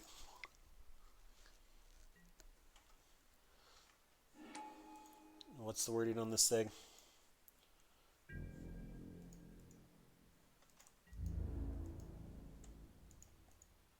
Where's your exile friend? Oh, he came back. Target opponent skips their next combat phase. Does anyone in chat know if that stacks? I'm pretty sure that I'm skipping my next 2 combat steps now. Yeah, we don't have it.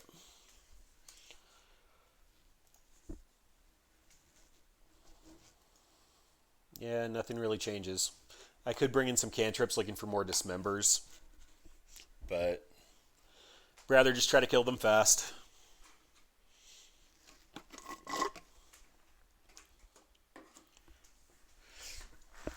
We were only a little bit of devotion away from killing them that game. Oh, I need to update my record. We are currently 1-2 in the games and 1-2 in the matches, 1-1 in the games. So far, we've lost to Blue-White Taxes and Merfolk, and we beat... Oh my gosh, I'm fried today. Something with Teferi in it. Oh, Urza. Yeah, the Urza list that had Teferi. Need a second mana. That's a slow second mana. But we currently have, assuming that this is going to be a giant growth when it happens, plus 11 plus 11 with 5 power on the table. This can get the job done. Gonna ship back a Vines for the moment. And opponent kept their 7. Hopefully it's a little bit on the slower side.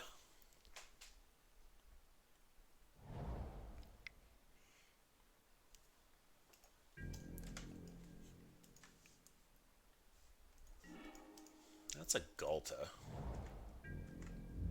Well, slow aggro beats. That is the name of our deck tonight. This is probably a Codal. Or just an Oracle. Revealing a wall of blossoms.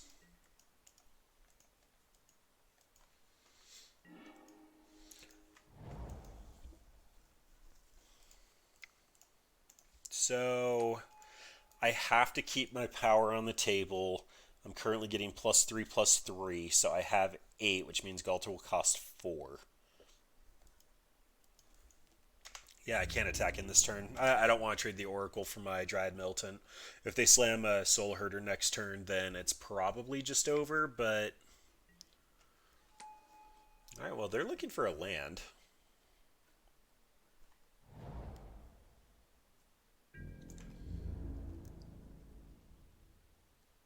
And they did find it.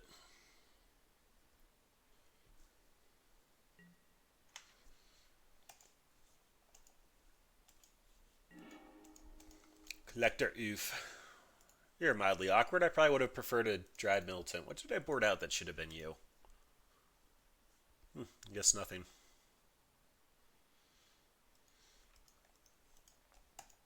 I probably should have brought a Nissa over you.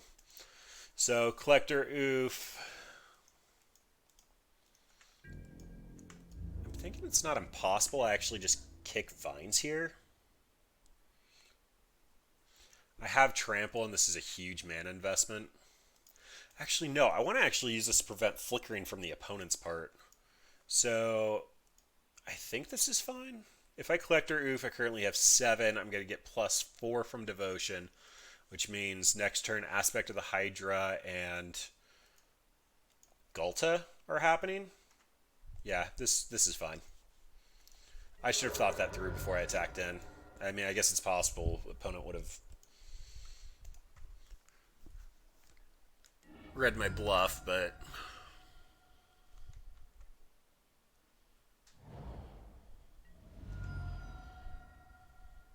oh, they have a path here? They've been looking for lands, and this is going to counter the rebound as well.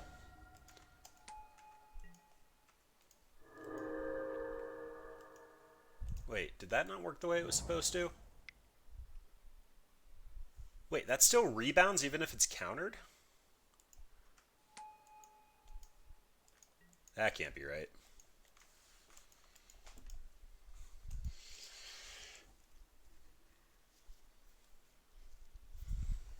I kind of want to look up the rulings on that because that really does not seem right.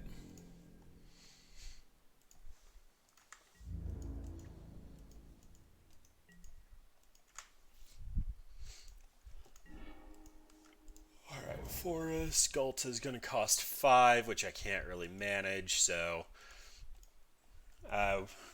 timing here. I'm going to swing in with Avatar, who has Trample. Then I'm going to give him +4/+4 to get over the Wall of Blossoms when they chump with it. And then I will be able to kill... Blah, blah, blah. I'll be able to cast Gulta for 2 mana and actually have a decent board state with it.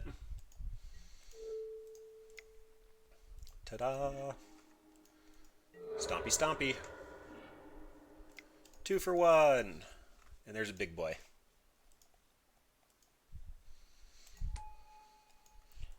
Opponent did get... Oh, I should have attacked with Collector Roof. That actually would have made it so that Gulta was 1 point off of lethal. I was too busy trying to pull this up. Rebound. If it was cast from the hand, instead of putting it in your graveyard, as it resolves, exile it, and at the beginning of your next upkeep, you can cast it without its mana cost. So, how many more instances of rebound do we have? Keyword. So it's only as it resolves, and the spell didn't resolve, so I don't know why it went to exile. It should technically be in the yard.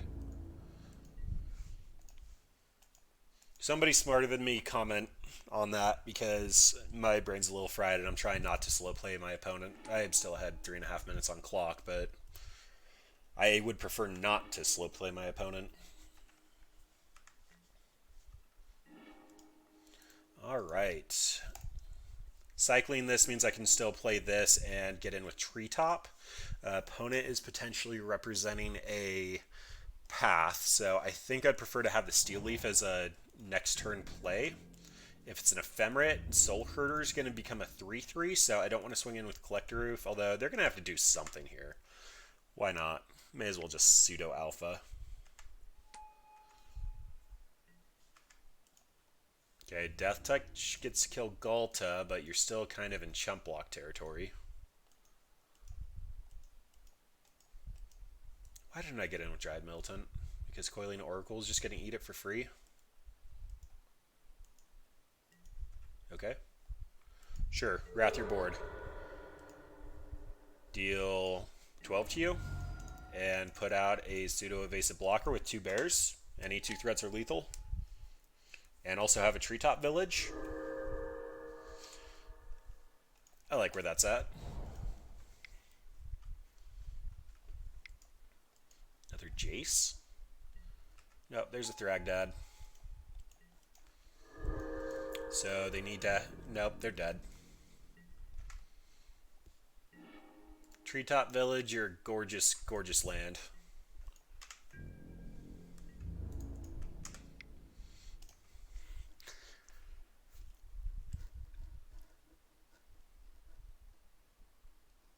Oh, they did gain 5. They actually are fine if they have a path here.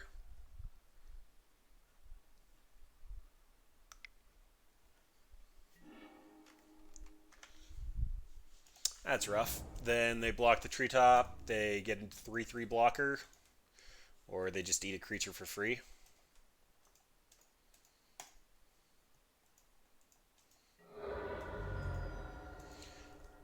I'm still fairly impressed with this deck.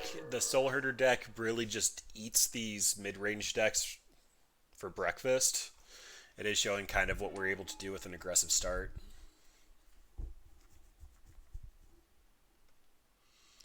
So that means my Steel Leaf needs to come out, or I need a top deck. Top decking Rancor would be good. I'd like a Rancor deck. You've been pretty good with the top decks tonight.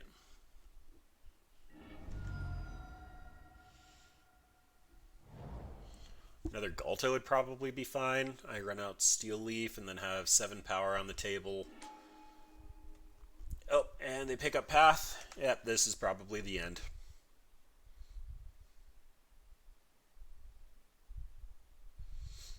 I don't think it would have made a difference if I didn't attack with Treetop last turn, but would have put out a Steel Leaf. It just would have meant that I would have done 3 less damage, and they would probably have a 3-3 instead of the 5-3.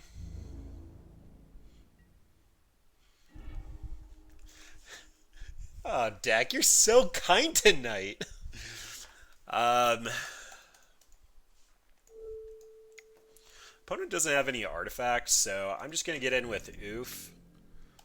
And they're probably going to have to block with Thragdad, which means I get to run out Steel Leaf and Rancor post-combat.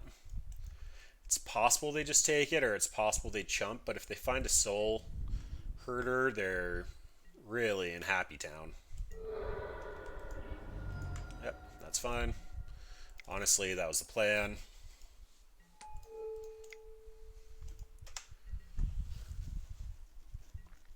Then if I find a Gulta next, then I can actually activate Treetop, cast Gulta.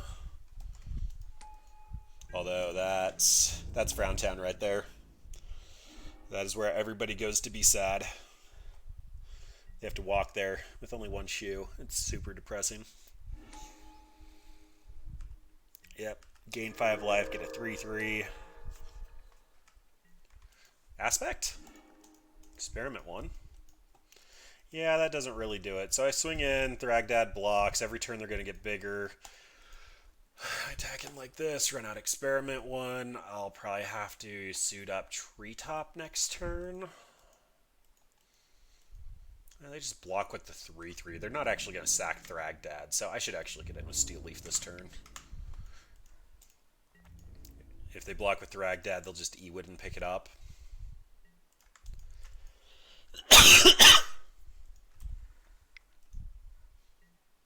Wow. Alright, whatever, opponent, you got it. I'll say that was close, though. Every game we're about 1 turn away from making the cutting point. And that is one of the reasons why this deck doesn't necessarily make it. It is technically budget, but you get a lot stronger with cards like Termagoyf and Liliana the Veil backing up a strategy similar to this one. As cute as something like Avatar of the Resolute is, we haven't really cast it for much value. We had a decent shot against the Blue-White Taxes / Spirits list, but that was just because they were trying to play Spell Quellers, and it's a 3-2 flyer. I am considering the Nissa needs to be main board, though. Like, that definitely feels like a real possibility. Putting 1/1 counters on everything makes Avatar significantly better. Alright, well, we will see if we can at least 2-3 this bracket and get back half of our entrance fee. Ugh, that is disgusting. This could be a ton. So, like, if one of these Strangle Roots was another land, I would 100% keep this, because that's 2 Devotion, 5 Devotion, and then 8 Devotion, and this guy's attacking in as a 13-4 on turn 4 after you've been hitting with Strangle Root a decent amount. Actually, we're on the draw, and we want to make a turn 2 play. Let's do this. I'm feeling greedy. Hey, we didn't get discarded. And hey, we got a 1-drop. We are in a pain land, though, versus a black-red deck. Kind of expecting a Dreadhorde Arcanist into a Lightning Skelemental, or a Faithful Suiting into an Unearth with a Skelemental. Nope, it's Hogaak. Well, there is a reason that we put... That's awkward. Alright, you get this one, opponent. Your Stater Wayfinder blocks our Experiment 1. Galta being a 12-12 should really make Hogaak look sad and disappointed. Okay, well, looking for another Blood Gas. There's the Landfall trigger. 2-1 comes in. Steel Leaf also looking like a champ. And if Hogaak is overrunning your neighborhood, Steel Leaf and Galta might be the secret.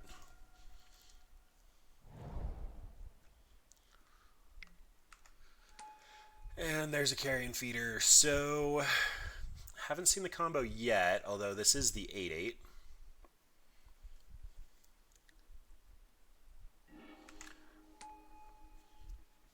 Which means I really need to hit a land for the Steel Leaf.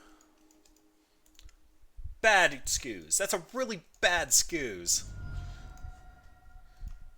Super bad scoos. Alright, well, we are taking probably 11 this turn.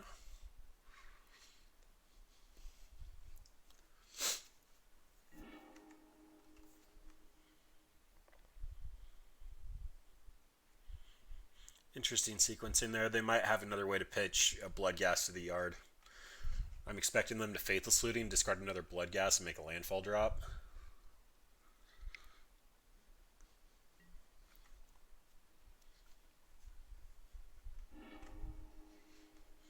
Or just 2 Vengevines, you know.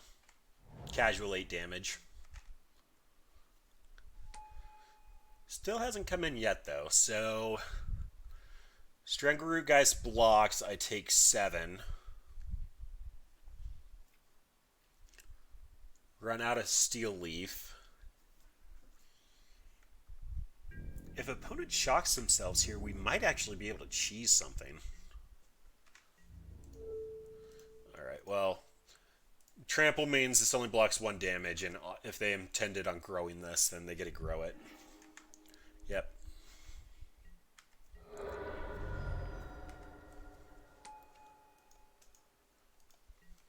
Do it!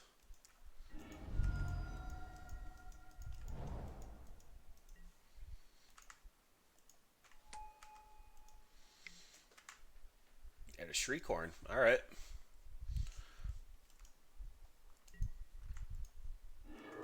And that's a land. So, what sequence of events gets me out of this? I get to Steel Leaf Champion. I get to regenerate and block the Carrion Feeder. Strangleroot Geist is... does that mean Strangleroot Geist is going to have to die?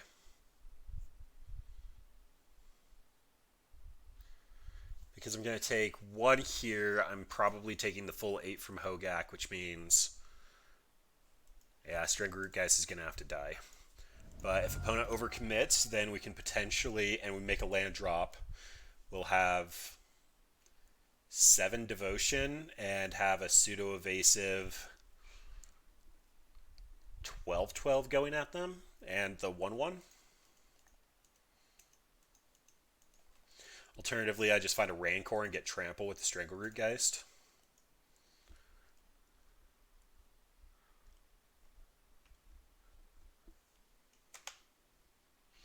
Opponent's probably just sitting there laughing like, oh, we have lethal. I don't know what this thing is, but we have lethal.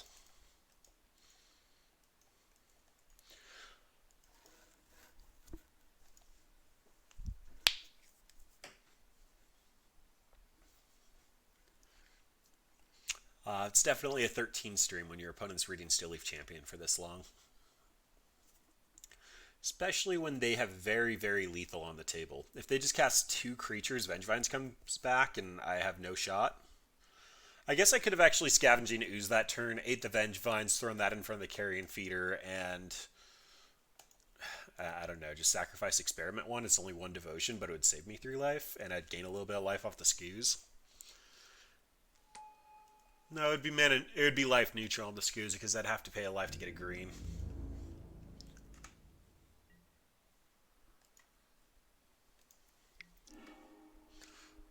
I found a Gravecrawler, so those Vengevines are coming back and we're done. Yeah. That was bad. I should have let them actually get their Shriekhorn off. Alright, Relic comes in. Veil of Summer might come in. I'm not 100% on this. Let's actually do our due diligence here. I'm pretty sure Hogaak's not running discard, but doesn't mean we can't try. So, Dex, metagame, Modern, Hogaak. They have Assassin's Trophy. Given the fact we're going to have Relic and Scoos, it's probably worth it. They do have 2 Thoughtseizes, 2 Collective Brutalities.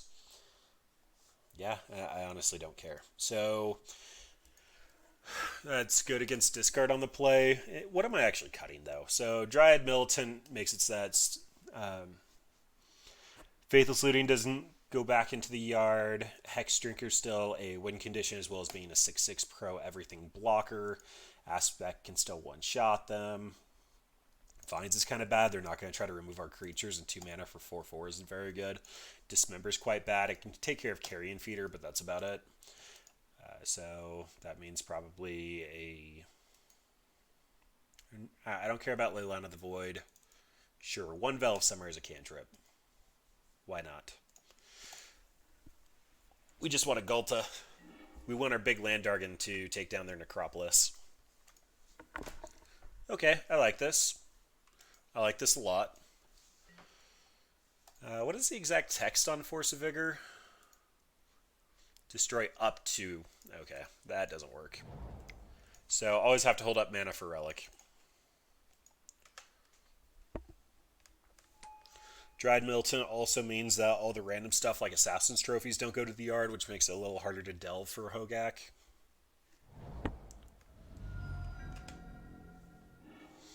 Overgrown Tomb. So that probably means a discard.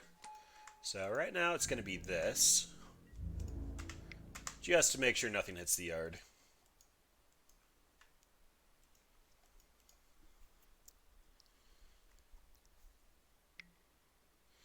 And there's a Fatal Push. So I guess Veil of Summer probably would have been worth it, but sure.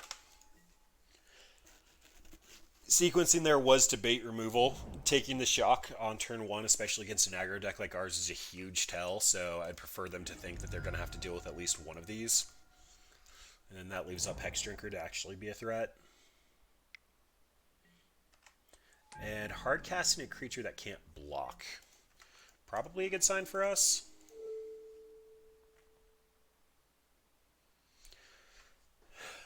Do I want Relic to get blown up by hate? Odds are they're going to explode next turn. So I'm currently attacking for 4. I can make that 6. They go down to 9. I can Rancor, blow up their yard if they're intending on making a big play. Best thing they can do here is probably a Faithless Looting into an Assassin's Trophy. Or a Faithless Looting into something along the lines of Carrion Feeder.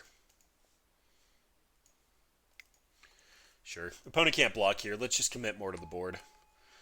They should not be on board clears.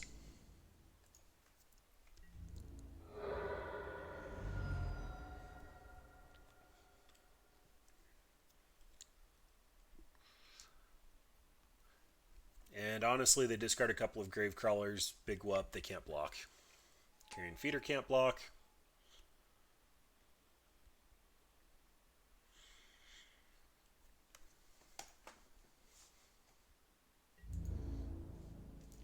Leveling that up to be a 4/4 would be great if I draw a land.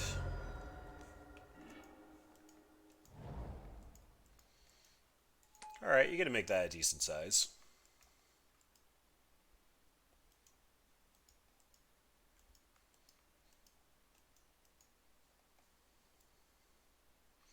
So sack it again, go fetch, make a 2-drop.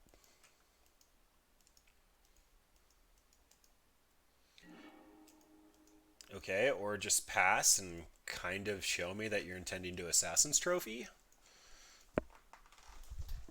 I think they're afraid of Hex Drinker here. If I do try to level it up, they're probably going to eat it. Yeah, sure. Let's Rancor up the Undying creature. Attack in with everything, see if they want to Assassin's Trophy me. Guess not. I really don't want to show them the Relic unless I have to, but Hogaak is right now the only thing that can get them out of this. So I'm going to eat their last land to make it so that it's really hard for them to do anything. And they have to assume that we're either on Relic or on Grafdigger's Cage. Yeah. I have to imagine that his opponent kept a horrible hand. Either that or they're just trying to interact and we didn't interact. Collector Oof definitely coming out. I don't know why I didn't think about that. And Veil of Summer can come in. Opponent was definitely on the Fatal Push plan. Let's see. Did they have any here? Nope, no Fatal Pushes. Lightning Axes, which makes sense. No Fatal Pushes, though.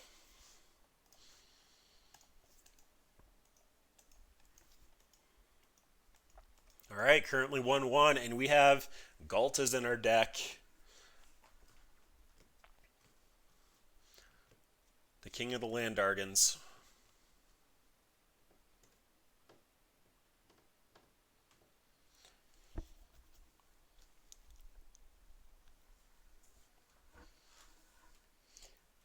Green has been putting up an impressive front. Oh, this is so not good enough. This is kind of okay. So we keep this. We ship back the Aspect of the Hydra.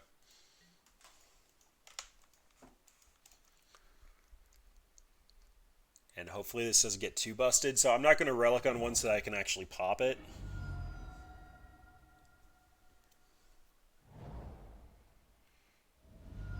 But this is looking like a Faithless Looting.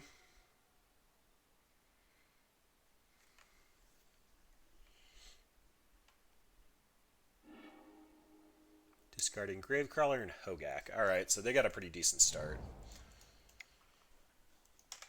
If I ran out the Relic here, they'd eat the Verdant Catacombs, and that'd basically be the end of it.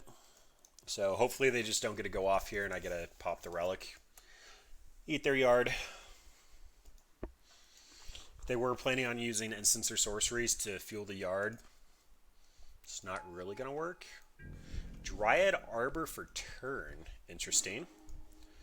Another Veil of Summer. Alright, well, we are an aggro deck, and if they block, they miss their land drop, so shenanigans.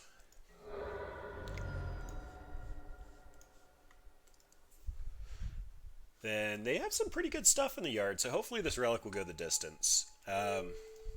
Also hoping this Veil of Summer is going to protect it. If I have to pop it, I'll pop it, but anything they do to fuel the yard should actually give me priority.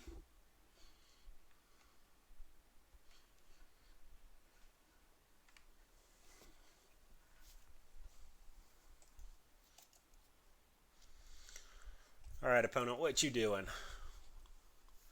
I'm reading Assassin's Trophy here, but you just don't have the mana for it.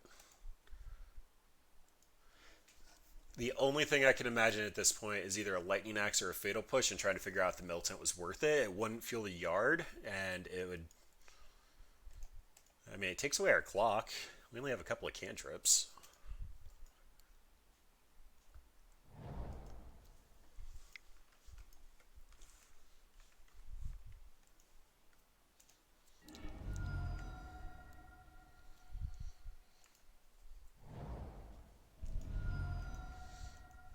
Yes, shock yourself. We're not an aggressive deck at all.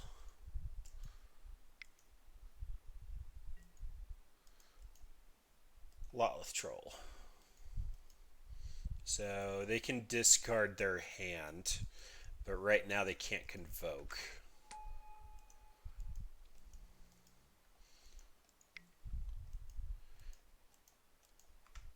I guess I should have seen that coming.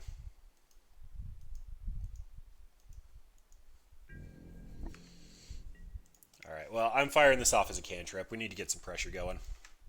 And Ghalta 2. Alright. By all means.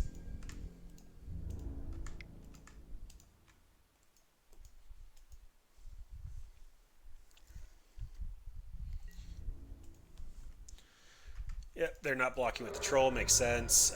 They can technically regenerate this, so it is going to be a free attacker for them.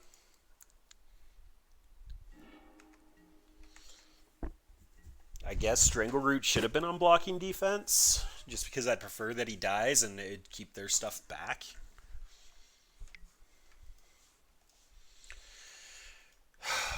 Okay, so I protect this. Fatal Push goes to exile. They can currently Convoke 3. Yeah, let's save it. If they Hogaak here, it feels super bad.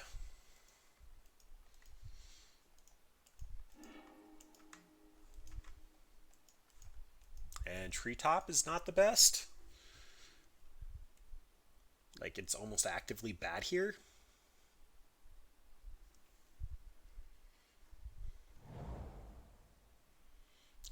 Blooming Marsh entering tap because of Dryad Arbor. I honestly don't think I've ever seen that before. I actually don't think opponent attacks either, just because I'll be able to eat their yard. Huh. Do I want to eat Dryad Arbor? No. I think I'd prefer to keep them off of Hogaak. I think I can keep their creatures under control. Strangleroot just has to stay back. Rancor. Rancor actually changes combat math by quite a bit. In fact, Rancor means Galta is going to cost 6.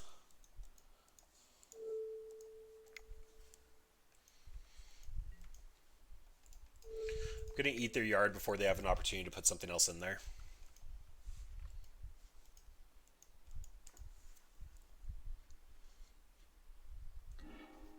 Got rid of Hogaak over the Faithless Looting. That's a ballsy move.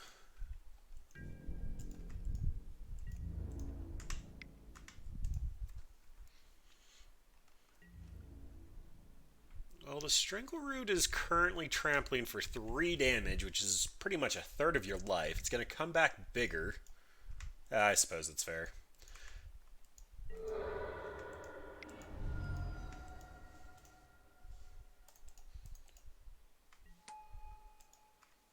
Either way, it comes back pretty big. So Galta's currently costing 5. Top decking a land will get me there. I don't think it's worth popping Relic over. It does mean Strangleroot can't attack or block now, though.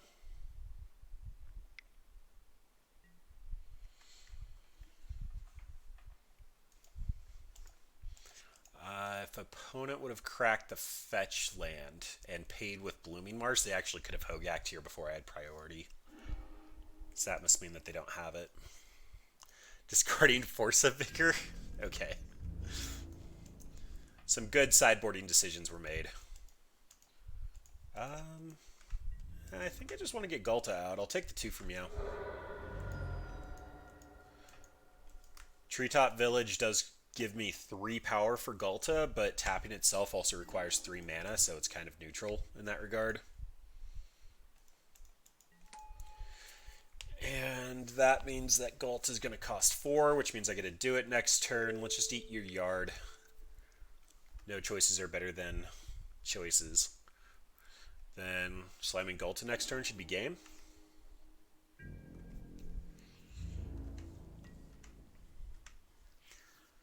I can activate Treetop Village as a blocker for the Gravecrawler and then pop Relic.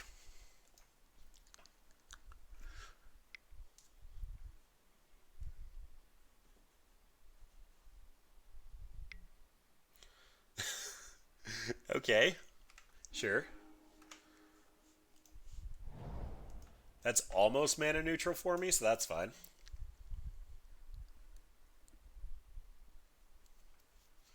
Opponent currently has 5 of 7 for Hogaak. Hogaak, whatever the Auk is at the end. There's 2 A's, and that's when vowels get confusing.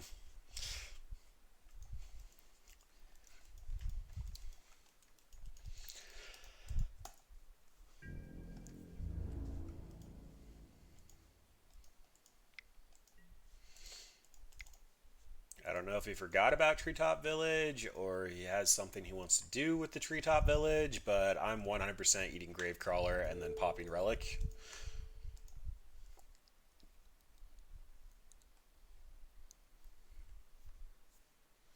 Which means I need to stop at opponent's end of combat.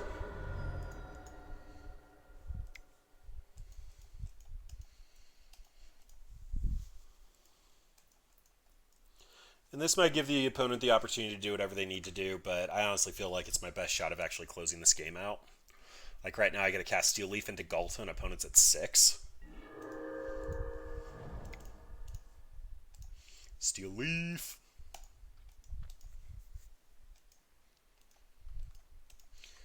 Evolve Experiment 1. Big boy Galta. Look at that puny little Arisen Necropolis. I got the Land Argon.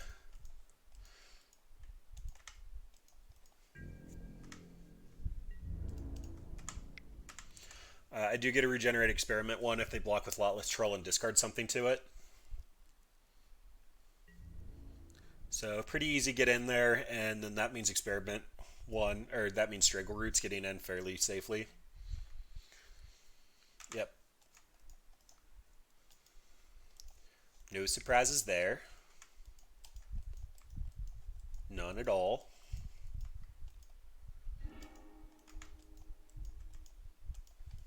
Discarding Hogaak.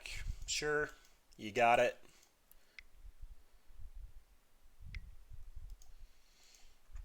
Okay.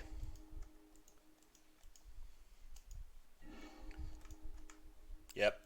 I mean, that didn't do what you wanted it to do, but thank you. And then let's give the pseudo-evasive dude trample, and that should probably close us out. If opponent is sitting on an Assassin's Trophy for my Galta, I just get a recast Galta. So, like, what they need to do here is fully fill their yard with Hogaak, cast him, Assassin's Trophy my Galta, still be able to block Experiment 1, and still have to find another answer for my current Galta with 1 card in hand. So, yep, that's the game. Well, GG's opponent. We did make back half of our entrance fee with this deck. Again, I said it at the beginning of the video, but I'm sure a number of you skipped it and a number of you are just tuning in now. The 2 missing cards are Galta.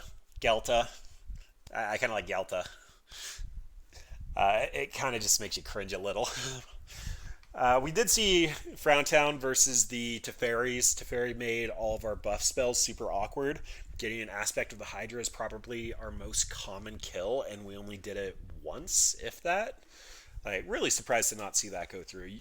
A couple of the changes I've made to this list from older Mono Green Devotions is I have Collector Oof's main board because we have no artifacts, and between Hardened Scales Affinity, Wurza, Aether Vial, they're just everywhere. But Collector Oof-A, whatever the dude's name is, he doesn't have a second green in his mana cost, which makes the devotion super awkward. We also saw how bad it was when our opponent Spreading seized us, because we do have so much green in our mana cost. Any of the land destruction or annoyance gets in the way. Treetop Village has been an all-star as a man land. You can really only run Treetop Village. I think that you'd prefer to splash red at some point in time for Raging Ravine if you're going to update the mana base for this version of the deck at all anymore. But the nice thing is it's a budget. I did kind of go over it at the beginning, but almost all the cost for this deck at the current moment is Collector Oof, Force of Vigor, Hex Drinker, and the other green... Oh, Scavenging Ooze. And Horizon Canopy. Horizon Canopies are $200 to $280 in this deck. You can build this deck on less than $20, have it be functional, and spike an F&M with it. This is one of my go-to recommended budget decks. We did see Horizon Canopy grinding out a couple of percentage points there when I was sacking them to try to draw into additional cards, and we also saw it when I sacked them to draw into more lands. So that is one thing to do with it. If you are looking at this deck, upgrade paths include basically anything in green, and depending on whichever canopy land you end up buying, possibly green-white. If you like this playstyle, you can definitely start looking into like spirits, humans, bogles. They're all kind of similar with putting creatures out, and depending on how interactive you want to be, you can go a couple of different paths. But we did see a lot of the strengths of this deck. Avatar the Resolute is probably one of the core cards of the deck. Somewhere in here. Yeah, that dude. 2 mana for a 3/2 that can grow. If I were to append anything to this deck right now, it'd probably be more Nissa Zendikars and possibly 1 more land. I don't know. We got flooded pretty hard, but if we add more Nisas, our curve goes up and we need to add more lands. I did like Galta. It did feel like a meta choice at the moment, just with Hogaak everywhere. So if you're watching this in the future and Hogaak finally gets banned, it's probably not going to be as good. But having a 2 mana 12/12 Trampler is very good. Rancor is the engine of this deck. If you are liking buffing and enchanting your creatures, definitely look into Bogles. It's also fairly budget. Um, I'm talking a lot. These creatures are beefy. Their value, it doesn't have the ability to grind, and we definitely saw that versus the Soul Herder deck. But you do have the ability to just one-shot the opponent and potentially just have better creatures than them. And I think we definitely showed that in the last game versus Hogaak. Like, that's the deck to beat right now, and they couldn't deal with a 12/12 Trampler, and that was just the end of it. Well, thanks for hanging out, everybody. I'm thirteene. I do decks for Squirrel Dealer. If you have a fun deck idea or you just want me to try to help you brew something budget, feel free to email us decks@squirreldealer.com. We'll take a look. We have a history of multiple months of content up on the YouTube channel. If you'd like to catch us live, the Squirrel Dealer staff account hosts both me and Bradwan. You can see my schedule on the left. Bradwan is Tuesday, Thursday, and feel free to hit us up at those direct links. You'll hit me on Reddit at thirteene. Again, always happy to look at your stuff, or just tell me I'm terrible at Magic, because we all know it's true. But thanks for sticking around tonight. I actually do think this is a fairly cool deck. We didn't really have a perfect showing, but for budget, that's about what you should expect. So, firm believer in playing Magic to have fun, and thanks for hanging out tonight. Have a good one, everybody.